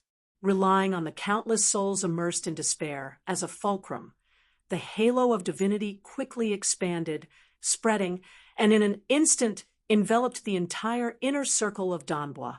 Every soul in despair merged into the halo of the god of hell, allowing the abyss in their souls to spread, resonating with the blessed land in the distance. The sleeping god of hell opened his eyes and looked at the scene in the distance. Pain, blood, death, and despair. Under the convergence of countless elements, hell on earth was born. Hell, Danbwa's inner circle, depth 1. In the Ingzhou branch of the Federal Bureau of Investigation, the alarm spread. Detection of a deep area of the present realm. Detection of a destructive element. Rancher. Detection of a destructive element fusion phenomenon. Cleansing list activated. At that moment, the silent Doomsday bell in the Survival Academy rang loudly. The mighty bell woke up every pair of eyes in the border prison test area. The huge things sleeping in the darkness slowly woke up. At the same time, from Dongxia, America, Egypt, the Russian Federation, the present realm, the border, and even the deepest part of hell, countless people's gazes fell on Ingzhou through the broadcast, secret mirror, miracle engraving, and scouting mirror. In the ivory tower, in the principal's office, Russell smoked silently, staring at the projection from the dragon summoning flute, his fingers tapping on the table anxiously. Waiting. The sound of rain. I heard someone crying. Yes, many people are dead. I know. Under the light rain, Yuan Zhao turned back and looked at the fire in the Danbwa's inner circle in the distance. Big Sister Yi, is it really okay for us to do this? In front, Yi Shuya held an umbrella and turned back to look at the depressed young man behind her, her eyes full of pity. Yuan Zhao, I'm very sorry about everything that happened, but this has nothing to do with us. We still have our own work to complete. The first thing to do when you become an adult is to learn not to pay for other people's mistakes. In the silence, Yuan Zhao stopped in his tracks. It's not like this. He said, it shouldn't be like this. The young man looked into Yi Shuya's eyes and told her seriously, they didn't make a mistake, they just didn't have a choice. In the silence, Yi Shuya's eyebrows slowly raised, as if she was getting to know the little brat in front of her again. She looked at his eyes and brows, carefully examining them. Yuan Zhao, on the other hand, seemed to have used up all his courage. He lowered his head, avoiding her gaze. Big Sister Yi, there must be something wrong with me. He muttered dejectedly. Previously, I clearly liked Miss Huaiji to death, but now I can't even remember her appearance. In the past, I clearly hated that group of bastards, but now I can't just sit and watch them die. Sometimes a man will encounter some things, and then he will be stupid, do some irrational things, and not care about himself. But a man will encounter this kind of thing once in his life. His second grandfather once said to him, "If a man can't learn to be smart, it doesn't matter if he's stupid for a lifetime, but you must know what you're doing. Some things can't be done, but some things, once done, even if you die, it won't be a pity." But that old man didn't go into too much detail. He just wiped the shiny spear in his tipsy state, and when he recalled the past, the corners of his mouth always carried a smile. "You'll know when you meet, Yuan Zhao. When the time comes, you should go on stage. You shouldn't just stand there." "I think now it should be my time." The young man raised his head and said goodbye to Yi Shuya. "I'm sorry, big sister Yi," he said. "I'm going to play the hero." The young man quietly said goodbye and retreated step by step. He reached out his hand from this thin rain and pulled out the trident in the air. In the midst of the rain, the dragon horse's neigh rang out. The huge horse under the tiger and leopard armor trampled on its iron hooves, breaking through the rain. It impatiently called out to him. In the short silence, Yi Shuya didn't get angry, nor did he get disappointed. Instead, he laughed softly. Under the umbrella, that woman happily flicked the ash in her hand. "Yuan Zhao." She waved her hand and wished him well. "You must succeed. That goes without saying." The young man on horseback raised his head and naturally responded. Tightening the reins, he turned the horse around and galloped towards the burning sky. A storm came head-on, and there was also the ice-cold rain. His lungs were trembling, and his heart was contracting. But when his blood was rushing, it was so hot, and it was also singing along with his soul as if it was cheering. "Let's go, Lou." In the midst of galloping, a cold silver armor appeared on the young man's body. The scarlet tassels fluttered in the wind, as fierce as fire. The dragon's cry, along with the huge horse's neigh, spread out in all directions, rolling up the wind and rain, causing the thin rain that filled the sky to roll back and merge into the gradually rising hurricane. "Yuan Zhao, charge!"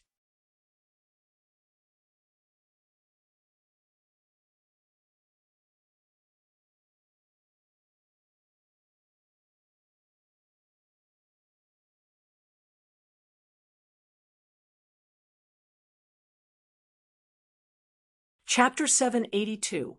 When dawn passed, it was still dark between heaven and earth.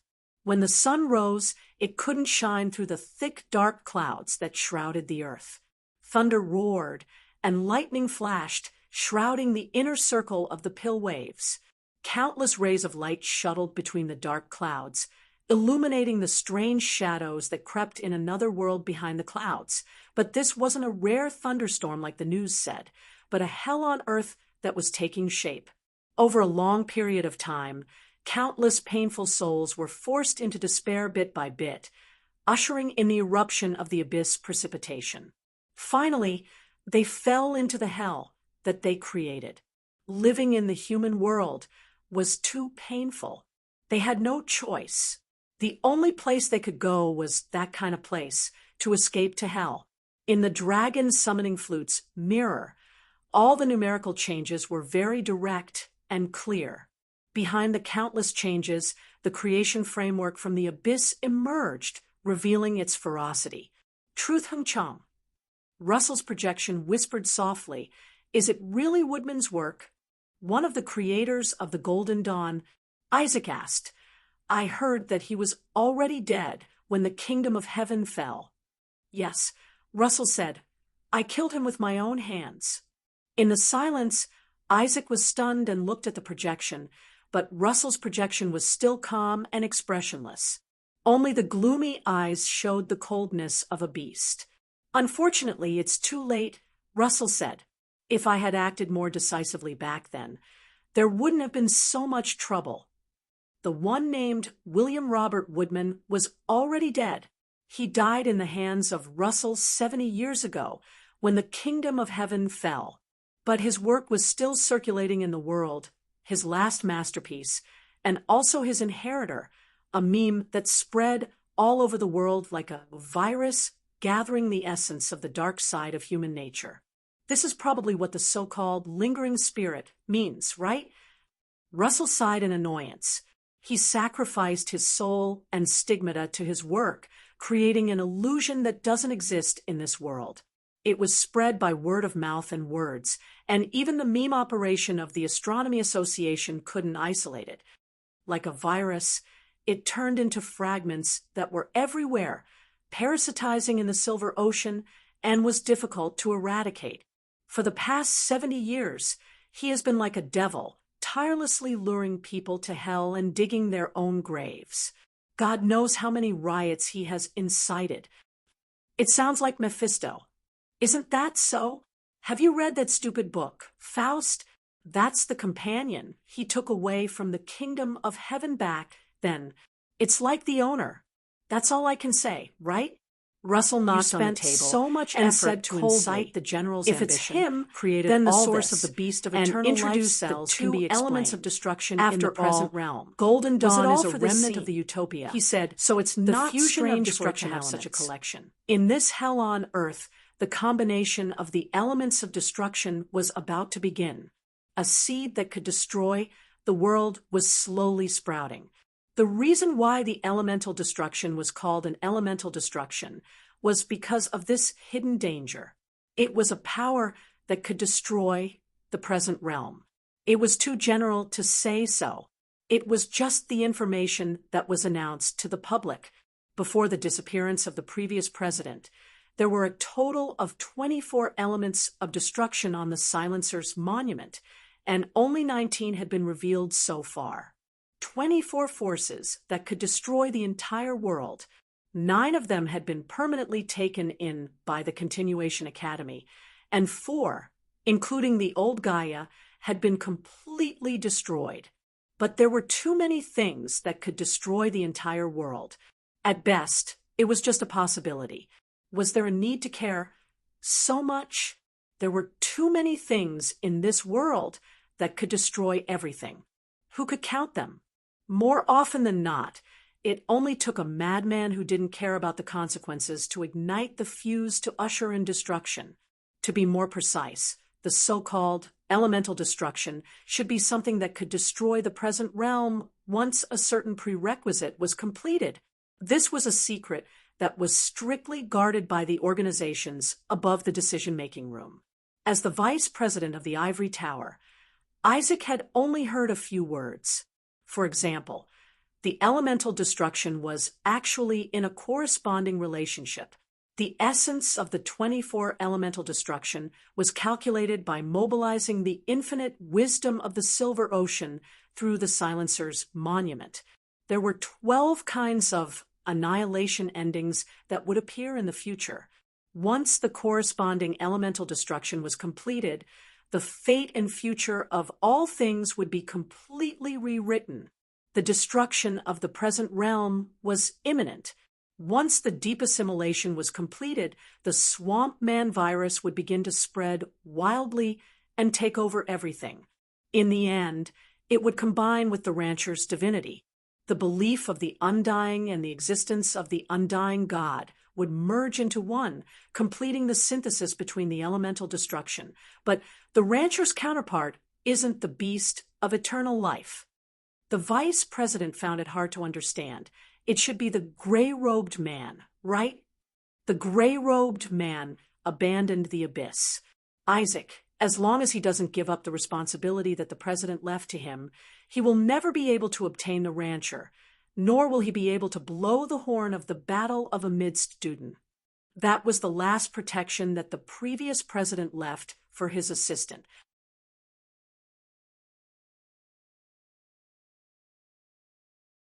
Russell sneered. Guess what Golden Dawn corresponds to as the elemental destruction? Isaac didn't say anything.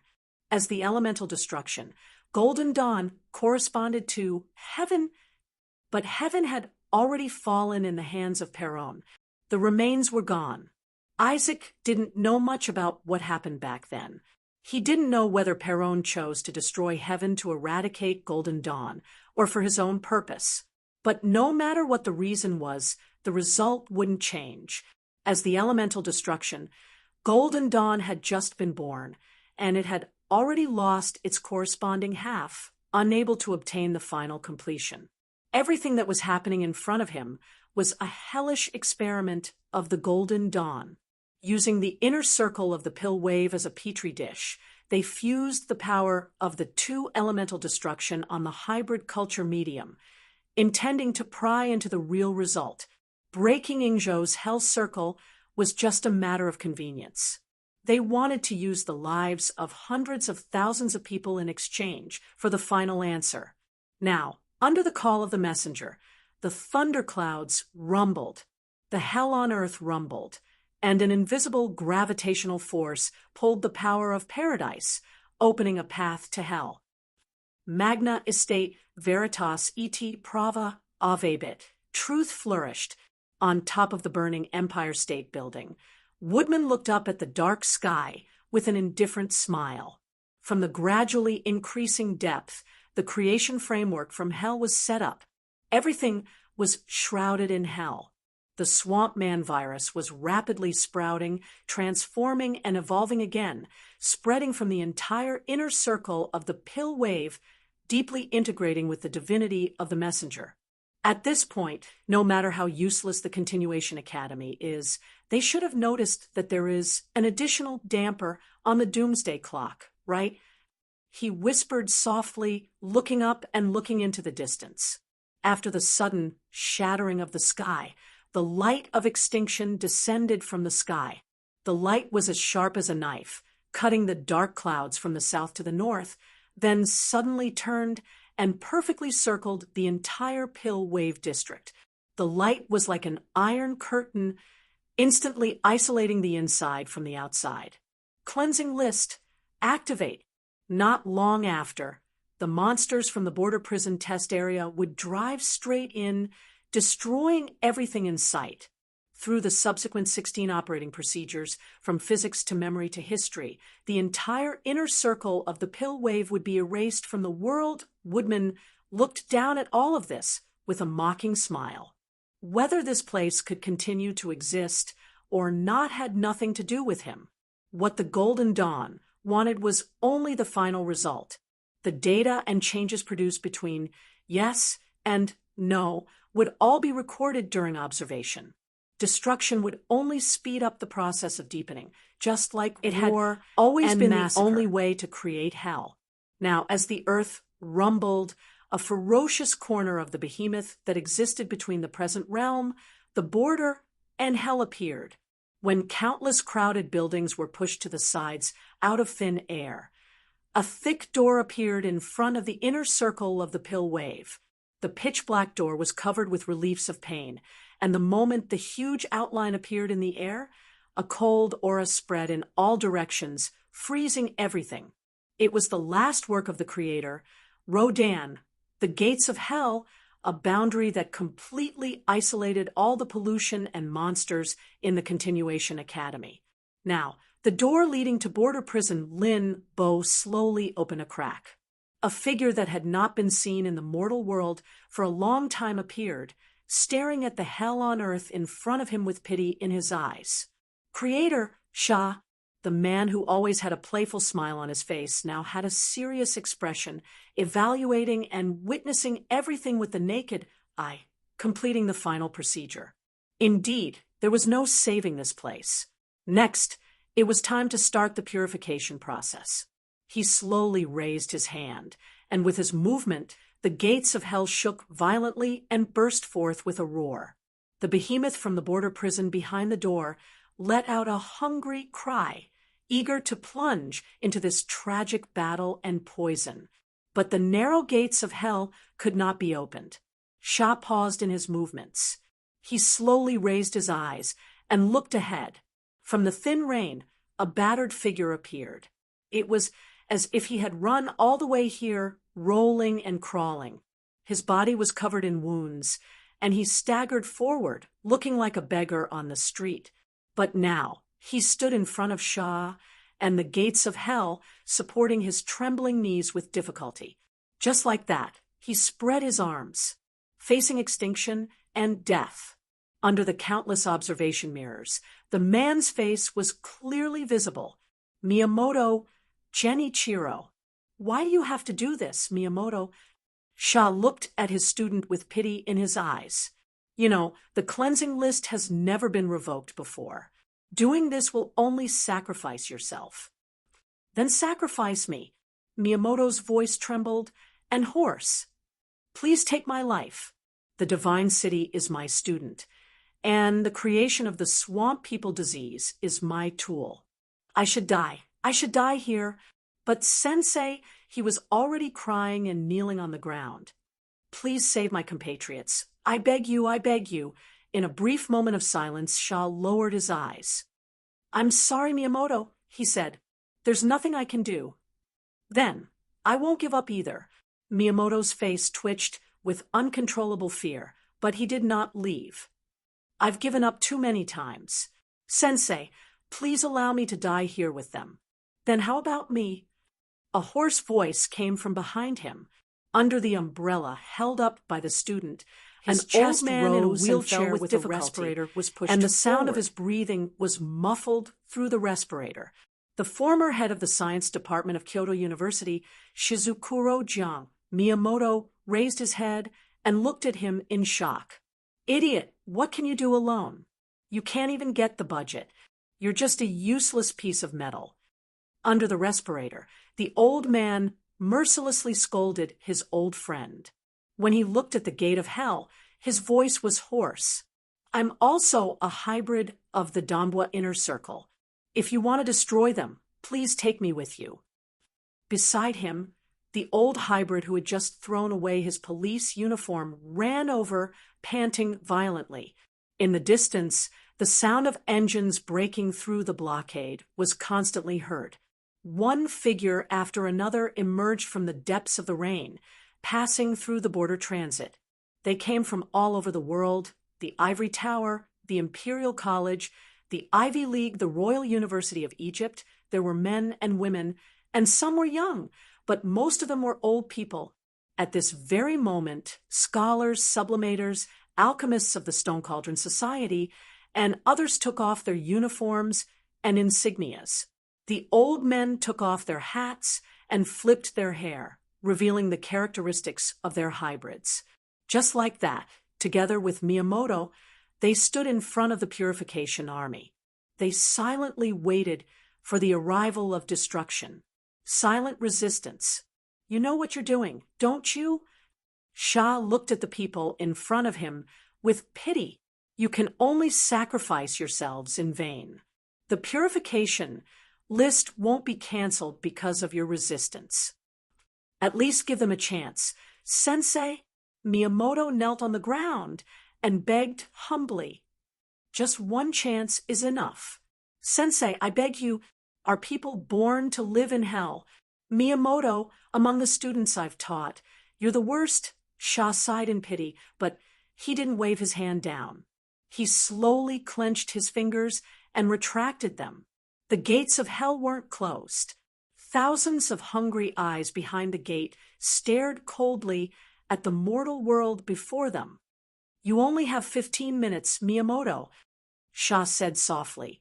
With my authority, I can only do so much for you. As the price, no matter what the result is, your life will no longer belong to you. You will spend the rest of your life in the Continuation Academy. You will continue to serve the present realm as a prisoner. 15 minutes in exchange for a lifetime. Miyamoto collapsed on the ground, covering her face, but she couldn't help but cry with joy. Thank you, Sensei, thank you. In the projection of the dragon's summoning flute, Russell rubbed his chin and looked over curiously. By the way, Isaac, weren't you watching Miyamoto? Yes, but he ran away after receiving an email. The vice principal nodded calmly and apologized. I'm sorry, Your Excellency. This is my dereliction of duty. Helplessly. In the silence, Isaac, this Russell's is a big expression became heavy. It's not something that can be brushed off with a deduction of 2 days' salary. It'll be at least a week's deduction. Isaac was still expressionless. He just put his hand on his chest and bowed. Thank you for your punishment. There's no need for that, Russell said. However, I'm curious. Who sent that email? Isaac shook his head. It's from the Astronomical Society. It seems to be a confidential message, but I think this matter has something to do with one of our sensei. Russell raised his eyebrows, understanding tacitly. In the mountains, in a resort hotel that was closed off from the outside, Ai Ching stared at the live broadcast of the next day's news. The lighter between her 5 fingers spun silently. This was the last email message she sent to Miyamoto before she handed over her phone. It only contained the words, "Swamp People." With Miyamoto's ability, it wasn't difficult to guess what had happened. It wasn't difficult to imagine what would happen next. It was a bit too cruel to expect an old scholar to make a sacrifice, but other than that, there was nothing else she could do. This was the last chance she could fight for Huaishur. 15 minutes, Huaishur, this is your last time. When the countdown to extinction came, the final battle within the Alliance was finally about to come to an end. In the dilapidated conference room, blood was already dripping and corpses were scattered everywhere. Among the dozens of corpses, the old man roared, waved his sword, and pierced the enemy's heart. Scarlet blood gushed out, dyeing the old man's face red again. In this way, in the burning headquarters, amidst the fighting everywhere, he gasped for breath, raised his head, and looked at the enemy close at hand. "You're still too young, Chiba."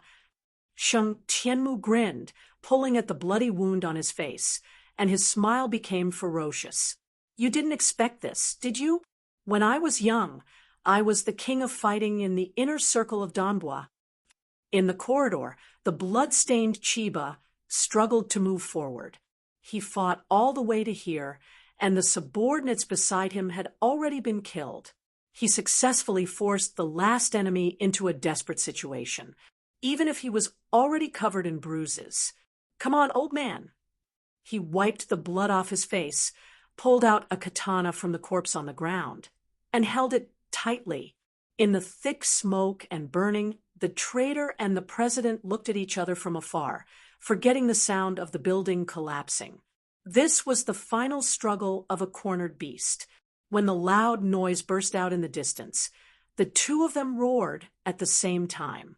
The beast showed its claws and teeth, colliding in the same place, and the high-pitched sound of steel rubbing against each other burst out. Then the broken katana flew from the air, fell to the ground, and fell apart. Sheng Tianmu's face twitched.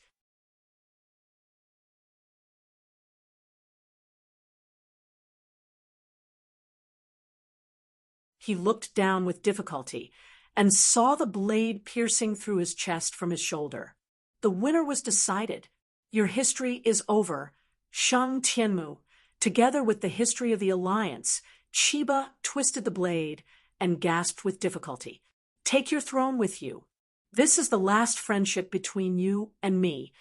The corner of Sheng Tianmu's mouth twitched with difficulty, as if he was smiling. Such a close distance. So good, with the last of his strength, he raised his trembling left hand in his sleeve and pulled the trigger. In the loud noise, a scarlet burst out of Chiba's heart. "Chiba, I've waited my whole life not to be the president. I want to prove that I didn't fail back then. One day, I can also become a hero." "Chiba, thank you." He said, "Thank you." In silence, Chiba slowly lowered his head, looked at the wound on his chest, and fell to the ground with the old man. In the end, they died together. But he didn't know why, but he didn't feel angry. It didn't matter, even if he died. He just felt pity for the others. "It's too stupid, Sheng Tianmu." Chiba murmured in disappointment. Kneeling on the ground, "You can't be saved if this continued. All the hybrids could only die from suffocation and silently disappear. But if they died, they should cry out loud. At least, they should let people know that they once existed. If we can't live in the human world, we can at least go to hell. He leaned against the wall and used the last of his time to look at the dark sky beyond the broken wall. We have nowhere to go except hell. You're really a hero, Chiba. I'm far inferior to you. In the pool of blood, Shang Tianmu smiled silently. He was dying, but in such a precious time, he didn't recall the warm memories with his family. The only thing he could remember was the first time he met the young man. When the time jumper from the future knelt in front of him and begged for his help, he was so happy and happy. It was as if all the pain in his life had been redeemed. Please let me help you. Sheng Tianmu held the young man's hand tightly. Please let me help you.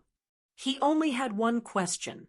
May I ask, what did I look like before I died? At that time, the young man looked up and told him seriously, impassioned. What a joke. He knew that it was a lie. He must have died in a sorry state, right? He had always been like this. He was afraid of failure, never took risks, never sacrificed anything. If there was nothing he could do, he would kneel at the feet of the enemy and beg for mercy, tears and snot, and beg them to be merciful and spare his life. In the end, he would be killed like a wild dog. All these years, he had such a terrible dream countless times. He woke up countless times and was afraid countless times. He was ashamed of his weakness and sad for his sorry state. He was in pain for his failure and felt despair for all the nightmares he was crying because he couldn't and were replaced by an indescribable death had finally arrived. He wasn't in pain, but he couldn't help but smile in satisfaction. Chinya Kun, dreams are all lies. He stretched out his hand with difficulty and used the last of his strength to touch the fire in the distance. But everything seemed to turn into bubbles, gradually dimming and dissipating.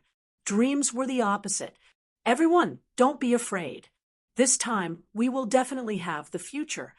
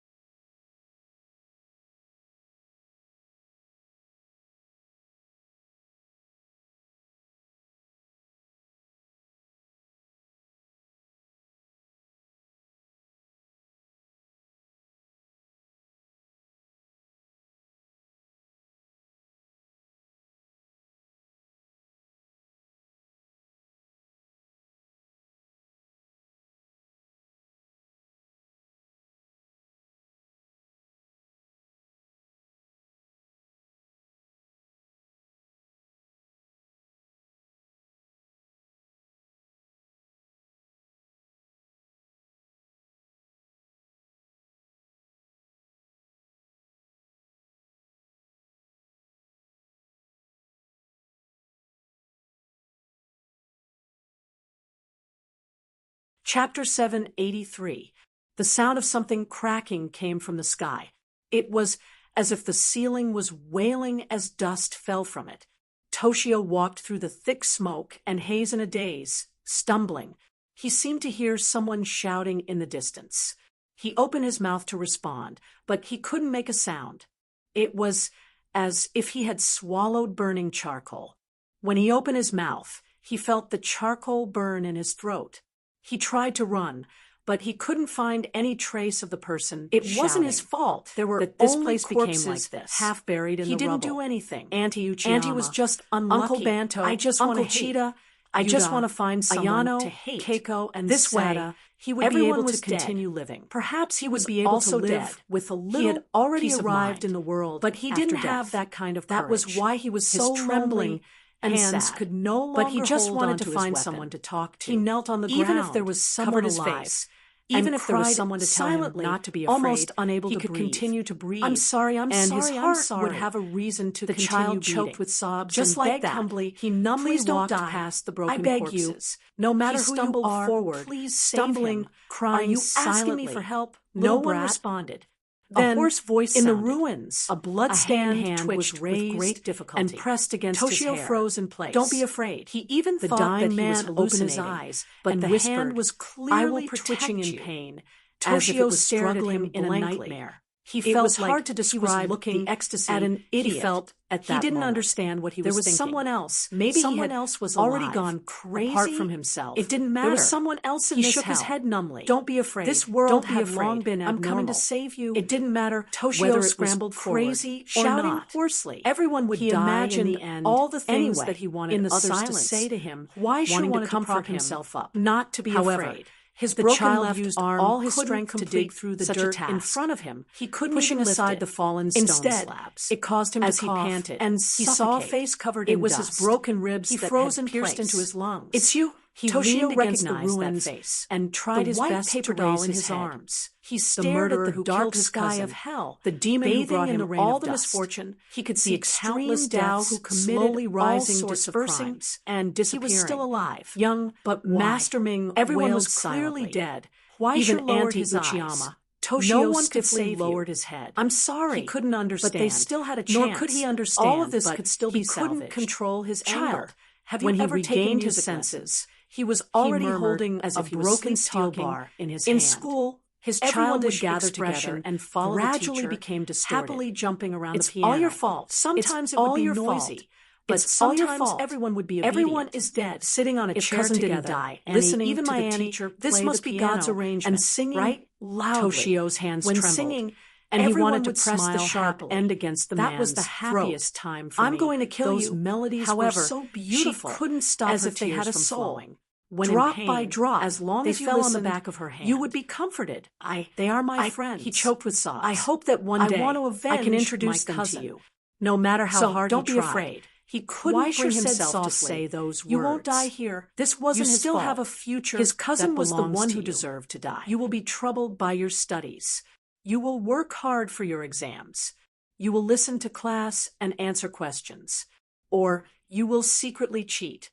In the drowsy afternoon, you will lie on your desk and watch the hustle and bustle of the sports field outside. You will imagine holding a girl's hand when the flowers bloom. When you run on the sports field, there will be a light drizzle from the sky. Laughter and noise could be heard from afar. It was so gentle, as if everything would melt in the warm sunlight. Everything in the past, the bleak life, the busy studies, the painful struggles, when you recall it now, it was as beautiful as a dream. It became peaceful and fulfilling. You will have such a future. Every child should have such a future. At that moment, light appeared from Huaisha's hand. The book of destiny in his soul opened, and the chapter of the divine miracle appeared. The wailing divinity surged, and the god in the shadow shed tears silently. In front of him, Tangi's illusion appeared again, looking down. "Have you decided, Huaisha?" she asked. "Are you going to give up on great Si Ming's transformation and sacrifice the precious divine miracle for it? This divine miracle is only limited to you. If the divine miracle can only be limited to me, then there is no meaning in its existence, right? Huaisher looked at her and smiled. The essence of heaven's inquisition is sharing. Isn't this what you taught me? Give them a chance. Huaisher said, they don't have to be like me. There will be someone who will lend them a helping hand. This world should have miracles. He smiled and closed his eyes. In an instant, light and shadow reversed. When the gate of the bone burial sanctuary opened, the weeping young Ximing in the shadow opened her eyes. On the cracked ground, in the collapsed ruins, countless greens sprouted from the ashes, accompanied by a tide of crows. The vast light of the burning divinity soared into the sky, illuminating hell, accompanied by the disintegration of the divine miracle seal pocket paper plane. A solemn and sacred aura emerged from the deepest part of the bone burial sanctuary. A quiet darkness rose like an ocean, and as soft as mist flowed out from it. The mercy and mercy of the gods was operating on this land. It caused the darkness that was completely different from hell to spread, and spread. It carried the will of God and operated in all directions until it swallowed everything. It enveloped the entire inner circle of the pill wave. In the deepest part of the bone burial sanctuary, Huaisher lowered his head and stared at the cello in his hand. He slowly raised his healed arm and clenched the bow. Thus, a sad and quiet melody sounded from the deepest part of the dream. It echoed in everyone's ears. An aria. The G-string hummed softly, causing a gentle melody to flow like spring water. It lingered in the ears of every tearful soul, turning into a bridge that sent the blessings and favor from the gods into all the pain and suffering. There was no distinction between them. Under the guidance of the vast flock of crows, the miracle of young Ximing operated on the earth, sprinkling the light of redemption. Through thousands of eyes, she stared at the suffering mortal world, and through countless ears, she listened to the sorrowful cries in hell. Huaisher raised his eyes. He empathized with the overwhelming despair and pain, allowing them to merge into his soul and stigmata, drowning him. In a trance, it was as if an illusion of the past had appeared, staring at his face. The voices in those memories echoed in his ears. Please, Lord Huaiji, on the hospital bed. The dying man held his hand so tightly. Everyone is in your hands. Under the sunlight, the young man with dyed blonde hair smiled awkwardly. It would be great if they could continue to go to school. Qian Yilong Air looked down mockingly. You want to make them better, but are they really willing to? But even if it's a rat's boat, it can still save more people, right? Shangya, who was in the driver's seat, turned around and smiled confidently. It's not just me. Everyone in the Huaisher group believes in this. If it was the boss, he would definitely be able to do it. Huaisher smiled helplessly. Since when did the people around him have such great expectations of him? It was as if he had really done something amazing. It was as if he could really become a hero who could turn the tide. Then, please believe in me. Huaisher closed his eyes and allowed the immense divinity and despair to swallow him. He smiled and gave all his power to everything in front of him without holding back. At that moment, in the ivory tower, in Russell's arms, a sleeping black cat opened its eyes and looked into the distance. Russell was smiling. He reached out and stroked its fur. Go, child. Your master needs you. It's time for you to appear. He let go of his hand and allowed the black cat in his arms to break free. It stepped on the office table, took a step forward, and disappeared into the void, going to the place where the call came from. The cat, named War, appeared under the sky of hell. Its amber eyes lit up with a brilliant glow. The code of war was activated here. The blessings from the kingdom of heaven were added to the hordes of hell. The soaring crows cawed loudly and ushered in the final transformation. At that instant, 1,714 souls descended upon hell. From the melody of compassion, the glow of miracles descended from the sky and arrived in front of everyone. It carried the words of young Master Ming and her power. I am Huai Man. I represent those who want to lend a helping hand and come here to save everything. He said, "My name is Huai Shi. Please don't be afraid. I will be by your side. The sun will rise again. Don't go to hell. Don't give up. I promise everything will change. We will have a future that belongs to us, a bright future. The future. Come, your opponent is me." Under the sky, among the helpless cries and wails, an angry roar burst forth.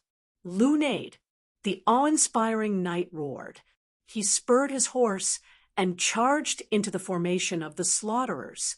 He slashed down the metal light in his hand and tore apart the surging flames. He broke through and stood in front of the old policemen beside him human. Without strong winds and torrential rain rolled, there are still people resisting. Run, old man. The old man hugged the child in his arms tightly and nodded. Thank you, thank you. He staggered to his feet and limped away into the distance. Very good. Next, there was only himself and the enemy. Lou, let's do it again. Under the ferocious mask, the young man grinned and gripped the reins tightly. The draconic horse neighed excitedly, its iron hooves hitting the ground. Sparks flew from the ashes and rain. The lonely knight roared and moved forward, facing the countless gathering shadows. But this time, a huge iron crow descended from the sky and flapped its wings with all its might, following behind him. You guys want to come too? Yuan Zhao was stunned for a moment, then laughed. Don't fall behind. The armored horse charged forward. The long tassels were like fire, lighting up the dark hell. I'm a shark man.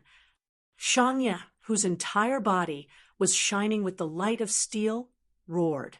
He held 2 machine guns in his hands and fired at the front.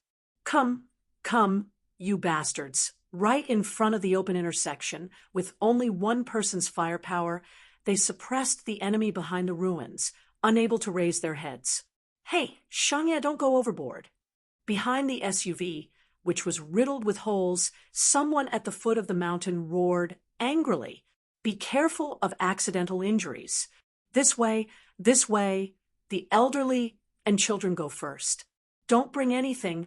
Don't you F***king hear me? Ji Dao violently kicked a guy who didn't listen to him out of the group. Then he roared at the trembling people, urging them to hurry up, even faster. Pass through here and go forward. Someone will come to your aid. Don't look back. Hurry! He couldn't wait to push them one by one behind the narrow roadblock. Behind them, on the road lit up by the fire, the surging crowd staggered and ran. But in the chaos, when the foot of the mountain turned around, he saw a familiar face. It was Ruo Tu of the Jinchuan Society and the group of fleeing people behind them.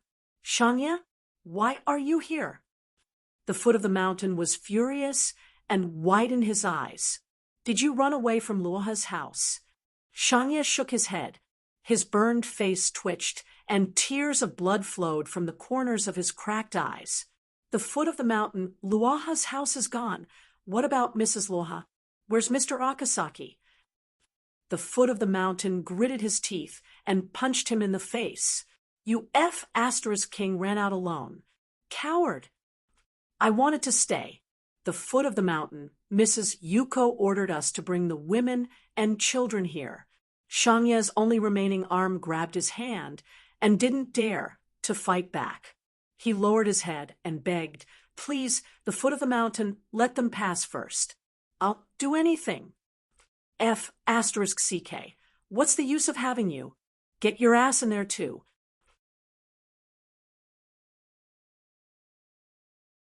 The foot of the mountain pushed the guy over and waved at the panicked refugees. "Hurry up, hurry up!" In the distance, the roar of the explosion broke out. Further away, there was a flame rising into the sky, illuminating the pale face of the foot of the mountain. That was the direction of Luaha's house. The noises outside the wall were getting closer and closer. In the empty hall, Luaha Yuriko silently looked around the bleak scene and smiled helplessly. The family that she took over from her late husband couldn't escape the fate of extinction after all. Only at this time, she could tiredly support the box beside her, sit on the ground, and look at the photo hanging next to her.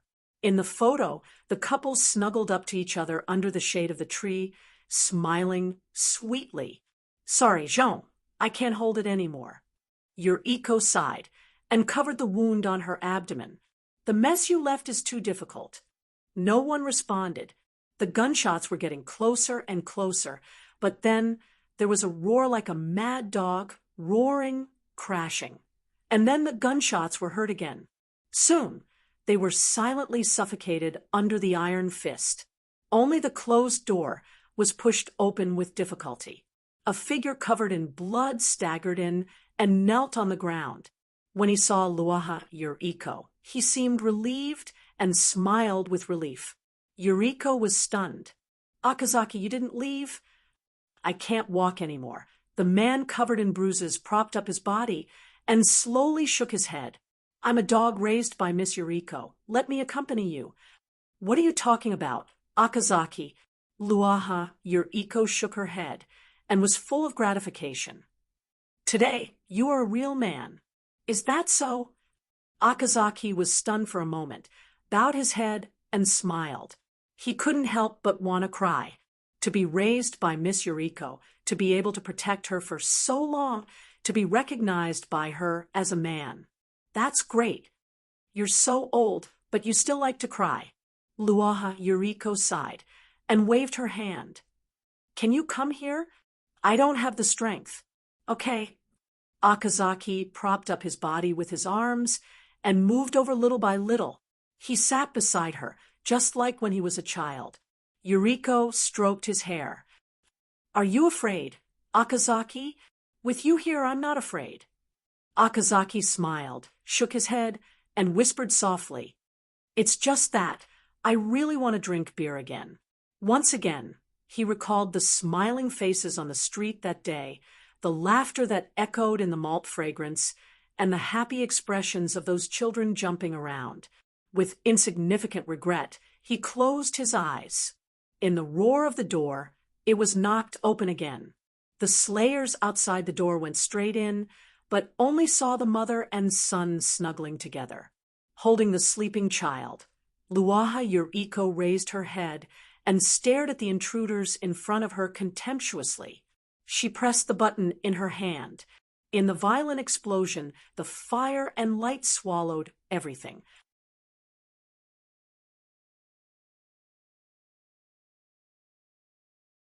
In a trance, she heard Satoko crying, and someone hugged her. When she came back to her senses, everything in front of her had become hell. Everyone died in the hands of the crazy ghost, died in her own hands. "Enough, Makoto, enough.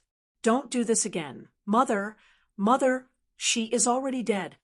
The tearful girl hugged her back tightly, awakening the crazy evil spirit within her.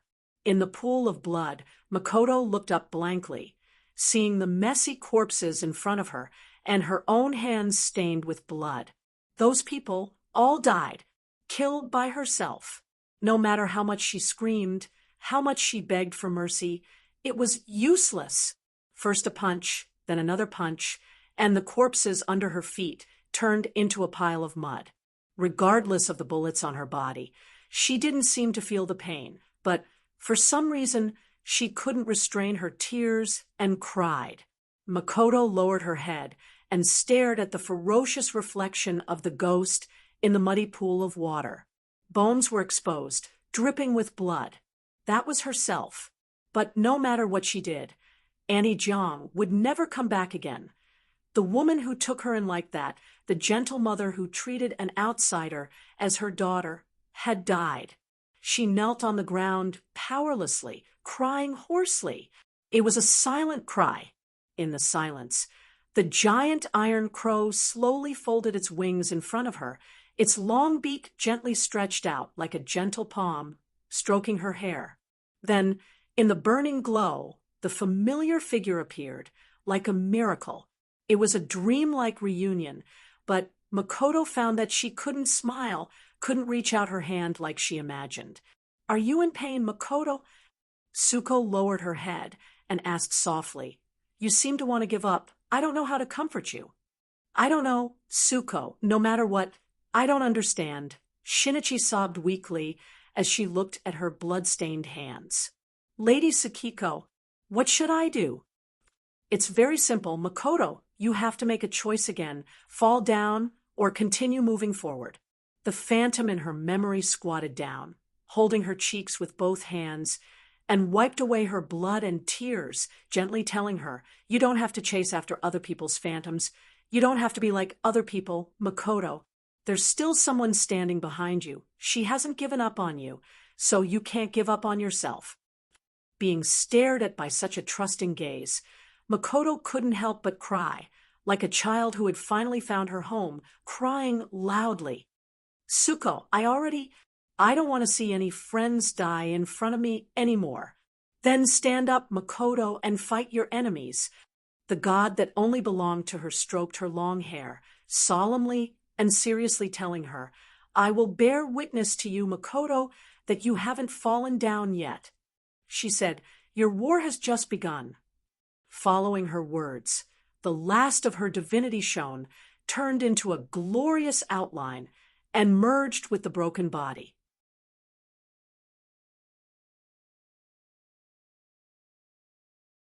It soothed the pain, healed the body, and finally merged with the soul. This was a gift from Xiao Ximing, a miracle that belonged to her alone.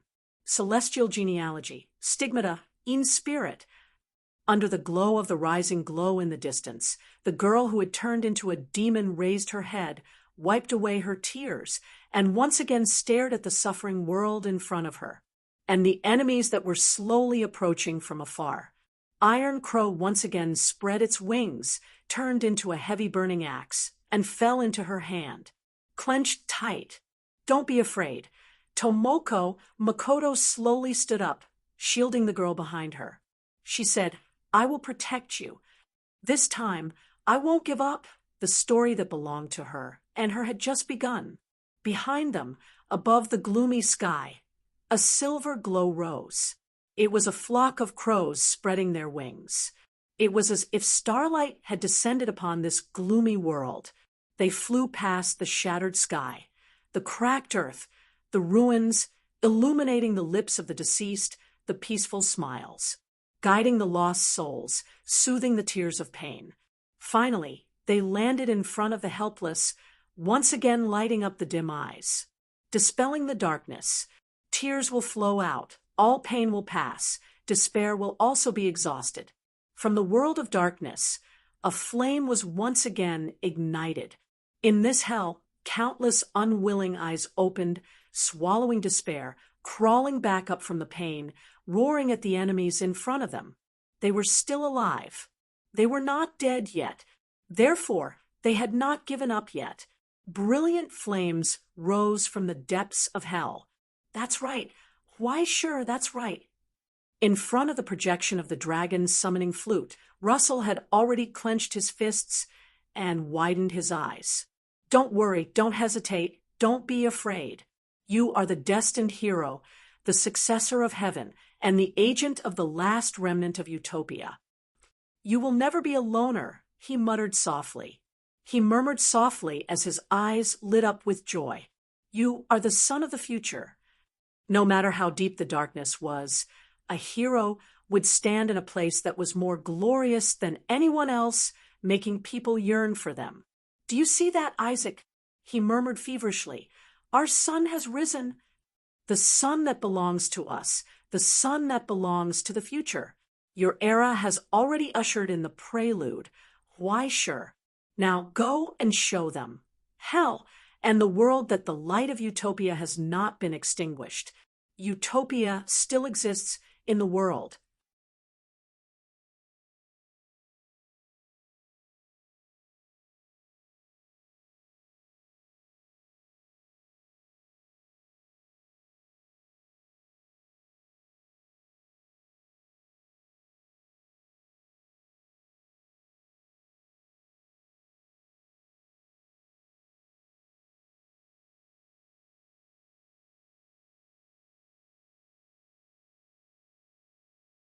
Chapter 784. At this moment, under the observation of all the world's observation mirrors, the dark clouds in the sky shook violently. Countless star-like radiance rose from it and gathered in one place, tearing apart the surging darkness and allowing the radiance of dawn to shine down. During the observation, the values obtained by all the observation mirrors began to change rapidly, and alarms rang incessantly. The density of precipitation, the trend of depth, and even the balance of source substances began to fluctuate violently. On the screens of all the observation instruments, those complicated curves seemed to be pulled by an invisible force, intertwining with each other, and alarms rang incessantly. Something huge was slowly condensing, spreading, and changing everything. It was the mark of an unknown miracle. Under the guidance of the melody, the traces of the miracle revolved above the earth, illuminating everything and descending salvation and liberation. Under the erosion of the destruction element and the infection of the swamp man disease, the soul state of countless hybrids ushered in a completely different change. Abandon hell. In the projection of the silver ocean, the spreading black shadow was quickly dissipating. The rapidly increasing distortion stopped abruptly. Then the correction value appeared from nothing, ushering in a rapid increase. It was as if an invisible hand reached out from the sky, pulling the falling earth and holding it tightly, not allowing it to fall an inch further. The originally precarious fall gradually slowed down under the violent tremors. Now, on the screen, the constant changes of the depth index affected everyone's eyes, causing them to stare unblinkingly, witnessing the arrival of a miracle. The depth stopped falling. The entire inner circle of Donbua stopped falling. Under the pull of those souls who were unwilling to fall into hell, the city in blood and fire climbed up with difficulty.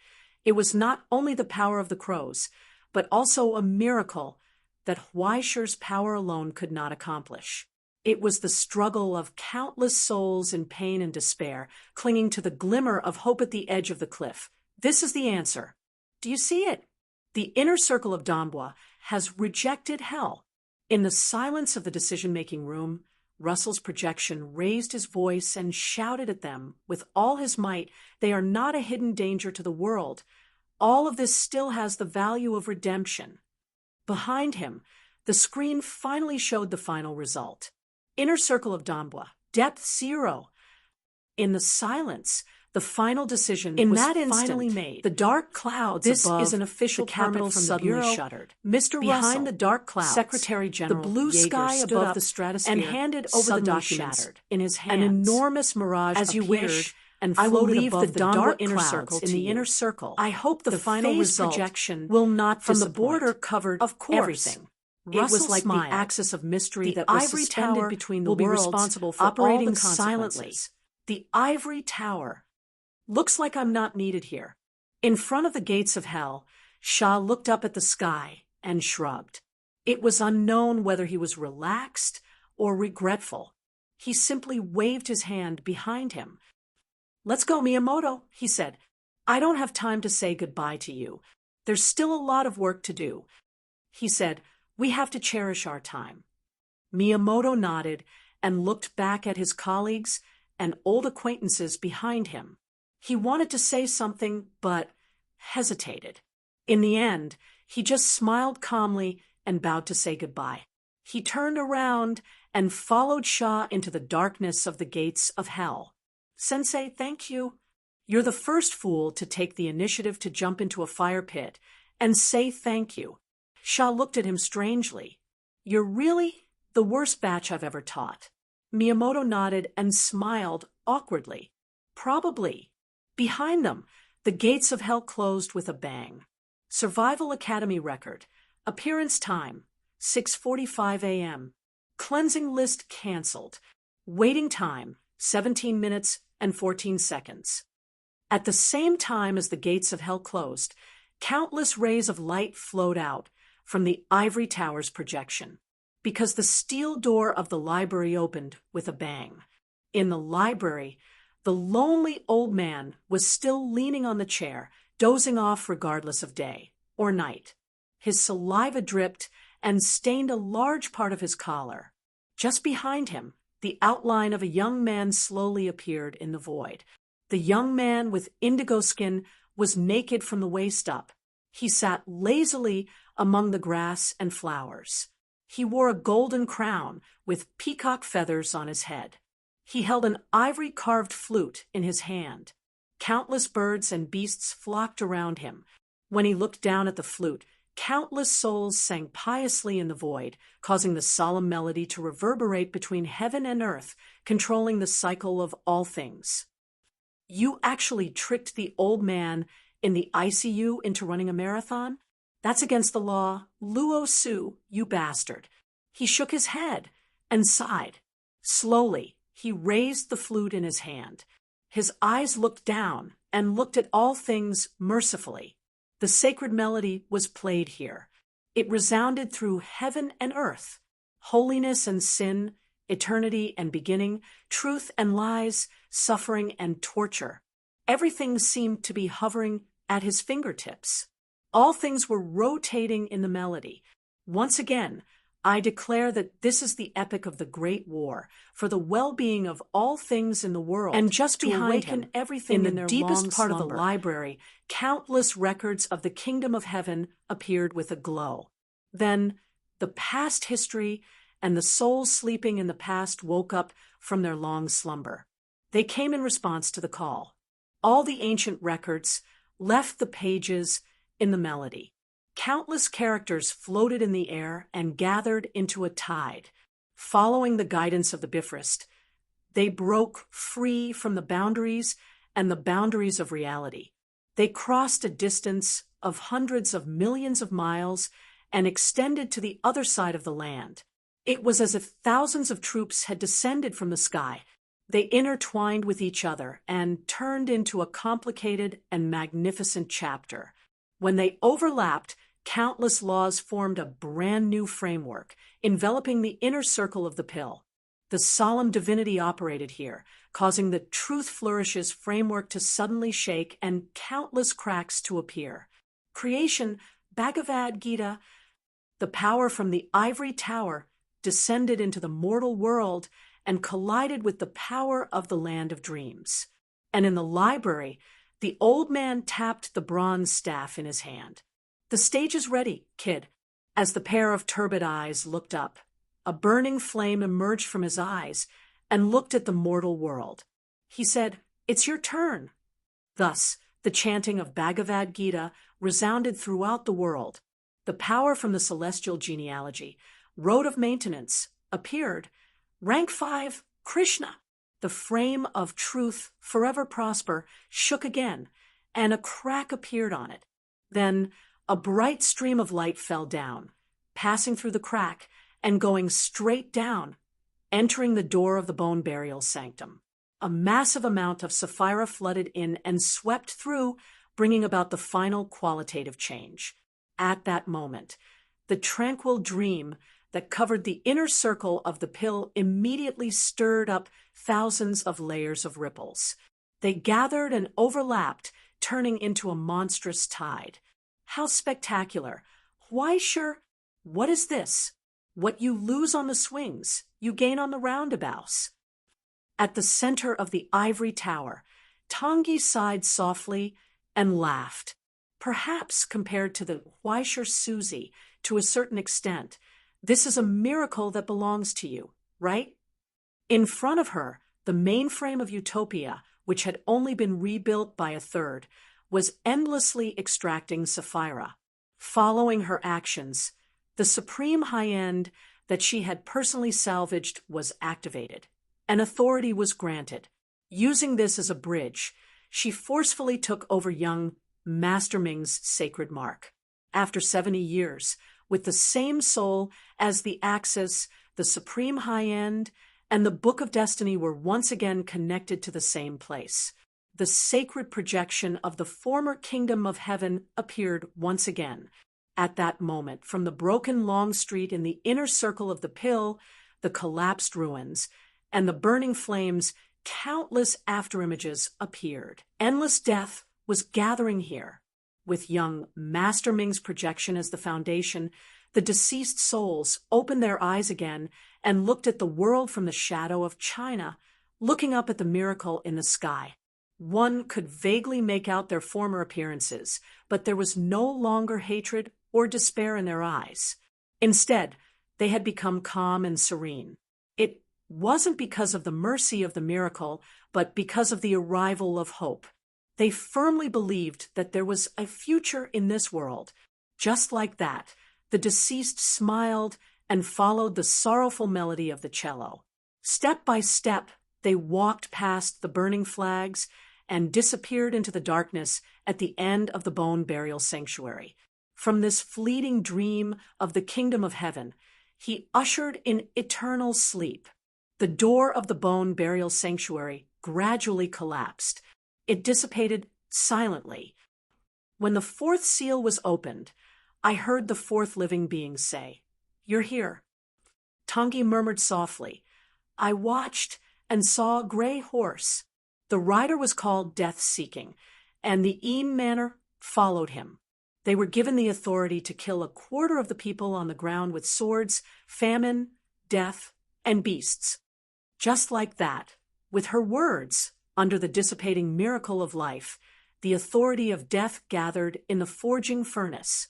At that moment, great Master Ming Huaishir opened his eyes. He stared at the sky, the earth, and everything. "Hello, world," he said softly. "I'm back." "Well done, young man." No, you're already 18. Can you still be called a young man?" "Young man?" It feels weird.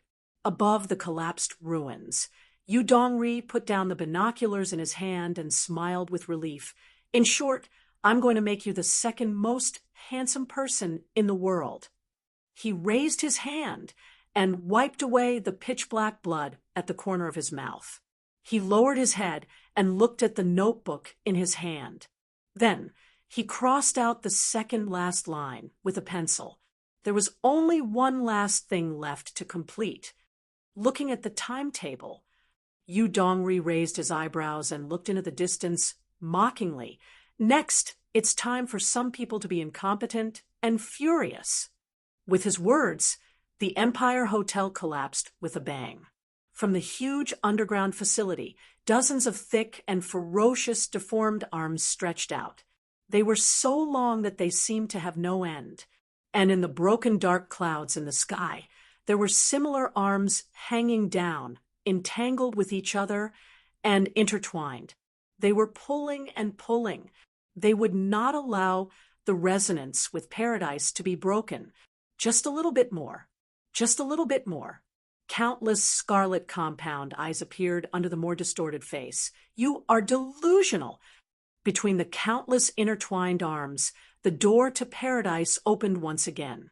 After losing the mirror realm as a transit point, the connection between paradise and the present realm became unprecedentedly weak. But as long as there was a healer here, he could turn his body into a passage at any time and open the door to paradise again.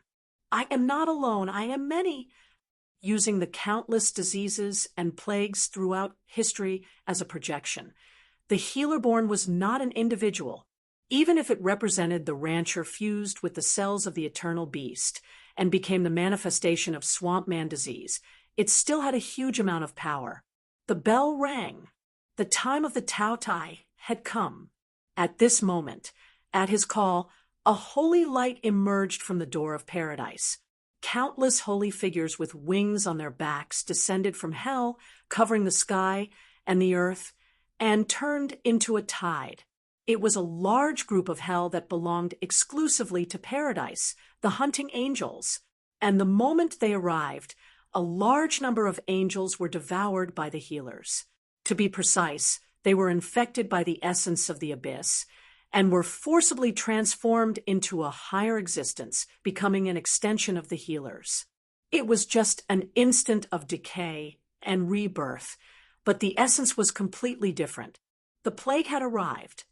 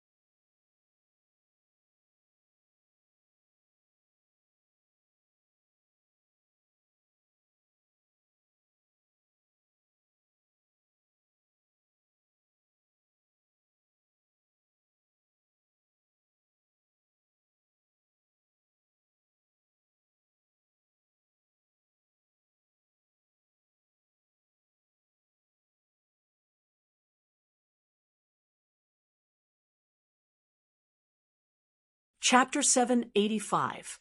Layers of black shadows flew out from the door, made of flesh and calamity like meteorites. For some reason, it felt like a swarm of locusts was descending from the sky. Huaishir subconsciously took a deep breath and sneezed. He began to miss the big dog mode from the bottom of his heart. Although he was not a human, at least he had a large area of effect skill like molten iron breath. If one mouthful was not enough, 2 mouthfuls would be enough. When he recovered from the shock of his transformation into Great Si Ming, he subconsciously lowered his head and looked at his hands. Still a tier 3. A tier 3 Great Si Ming. Tongyi, that black-hearted woman, did not deceive him and really completed such a jaw-dropping miracle. Above his soul, the overly brutal and cold divinity circulated brilliantly and turned into a solemn crown, bringing about a burning sensation. A soul, without a complete qualitative change, would not be able to bear its power. Huaishir should have been incinerated in an instant, but the divinity made of pure death did not harm him at all. Even if there was no abyssal calamity carrier to bear this burden for him, suddenly broke. It was like using his own with the head of the hunting angel. As long as Huaishir fell to the ground, the divinity that shrouded his soul, but the huge would body instantly trigger a qualitative change of the divinity of the great master of life, whether it was brought the warm and gentle qualitative change or the brutal in the form of the origin substance. It was like stuffing through the smooth A86 with wherever an F1 racing engine, no matter how sturdy the body and organs were. For a moment, They were Weisher all turned almost into thought ashes that the under the angel of authority authority of death. jet combat The engine blood was evaporated, attached to his body and again. not even the bones As long were as he left. casually Only twisted in the throttle, breeze that was he would stirred up by the explode step, with enough the power pale ashes to soar on the into the ground sky. drifted with the the explosive wind, power emitting increased a again, pungent smell, and his speed sulfur also ushered and in a salt. qualitative change. It was comparable the to the forging purification furnace of in his alchemy, right arm had completely destroying the enemy's body. But with and Weisher's even will, completely it could dissolving the transform power of between metal calamity and flesh into the most basic at any matter. time. In When an the internal instant, structure the hunting disintegrated angel and unfolded, that dominated the hell alchemy had fire that already burned been beheaded. eternally in That the posture complex was core, relaxed in his and arm comfortable, turned pure indescribably black. free Other than and that, easy. there were other different Weisher changes, did but not it was even have too time late to to react. check. When And he woke was up from this already short dead, period of there was concentration. no sense of reality. He heard the sound of a bubble wind appeared in front and of him. a bubble burst. Without thinking, Are all of he you raised so his weak? hand and He subconsciously raised his head raised the and sword of asked virtue, curiously. pushing away the halberd. Then, in Following front of him, Weisher's countless movement, scarlet eyes the tip of the filled with sword rage drew a appeared small in the arc endless in the hordes air. of hell. After Then, bypassing the there was a halberd's burst of blockade, sound like it birds slid up the flying halberd's into the body, air. and It was the easily cut vibration off of the finger countless that was covered by bowstrings. the armor. There was a Under the blurry stimulation black of the aura aura of spreading hell, from the sky, the blade tearing of the the sword air of virtue and bursting out lit with a up roar, with those brilliant arrows that were flames. meticulously When carved out of Weisher's bones were arm burning with pressed down, dark green it cut evil off the flames, arm that was turning into comparable a to torrential steel storm and that the heavy covered armor the sky on it. and earth, When and fell to the Weisher ground. stepped on the ground The again, iron light he was suddenly already appeared standing in the behind air and the slashed 3-meter down, tall hunting leaving angel. only a fleeting trajectory. Then a broken arrow burst out, bounced off, and fell to the ground. Weisher waved his hand again, and the remnants of iron light swept across, shattering another bone arrow. As the earth shook violently under the arrow rain, an endless stream of arrows were easily bounced off Weisher's eyes. At first, it was slightly sluggish and messy, but soon he became at ease. When he waved his right hand, casually, several arrows were casually deflected. He could see it. After the completion of etherization, his dynamic vision and nerve reflexes had reflected all the changes in his eyes. The sharpness of his premonition of death had risen again, and he could even clearly distinguish the threat level of each arrow. He didn't even have to be fully on guard against every single one of them. The endless stream of bone arrows had already been divided into order and priority in Weisher's eyes. As long as he deflected the arrows in front of him, he didn't have to care about the rest. In the blink of an eye, the arrow rain whistled past, and the area within 100 meters of Weisher seemed to be covered with thorns. The bone arrows that had been poured into the soil broke, and a thick white fog rose from within, spreading out, corroding the iron and stone with a sizzling sound. But when the hurricane suddenly spread out, blowing away the fog that was filled with countless germs and poisonous strains, Weisher, who should have been reduced to a pile of bones, was still safe and sound. He only raised his hand, plucked the green buds and vines that grew out of his hair, and casually threw them into the hole in the soil beside him. After stepping on them, he covered them with soil. Is that it? In Weisher's hand, the spear of compassion fell, causing clusters of pure white irises to rapidly grow on the cracked ground. The green crowned dragon's aging poison instantly spread along with the decaying dream. I know how to do that, too, he said softly. In the blink of an eye, the solemn spear blade had already torn apart those who stood in his way. Blood splattered everywhere, and a tragic gap was opened in the hunting angel's formation. Countless drops of malice dripped down from the decaying dream, fertilizing the pure white flowers, causing the brilliant flowers and plants to spread. After swallowing up the withered bones wrapped around the roots, they released a fresh and pure fragrance. Boom! A thunderous sound suddenly burst forth. Weisher's forward movement came to an abrupt halt. He was pushed back by a tremendous force that burst forth out of thin air, and he slid several meters on the ground. When he raised his head again, he saw the hunting angel's formation slowly split apart through the buzzing and vibrating blade of hatred, and the grayish-black figure that walked out from within. It was surrounded by countless plagues and poisons, soaked in eternal pain and healing. Thick, Putrid liquid continuously dripped from its withered body. However, it wore a solemn red and white crown on its head, and its body was covered in golden armor. It was as cold and dignified as a pharaoh. After a long period of time, the sick lord had extracted the essence of plagues and combined them with the cursed items of the abyss to create one of its precious incarnations, the decaying pharaoh. Now, the withered pharaoh once again raised its arm. The giant bow in its hand was wrapped in layers of cursed shrouds, and the empty bowstring was slowly pulled back. There was clearly no arrow, but a formless energy gathered. The formless plagues in its hand condensed into a faint outline. This was the essence of a malevolent curse that even the decaying dream could not nullify. Just by pointing at the air, the countless viruses in Huaishur's origin substance began to react instinctively, giving him a warning. Smallpox. The instant Huaishur muttered to himself, a piercing howl could be heard from 100 steps away. The premonition of death appeared once again. The cursed poison arrow was already very close.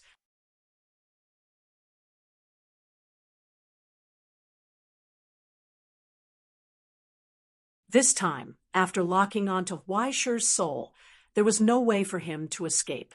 What responded to it was the solemn crown that appeared on Huaishur's head for an instant. The solemn divinity used pure death to bring about a qualitative change in the pitch-black origin substance.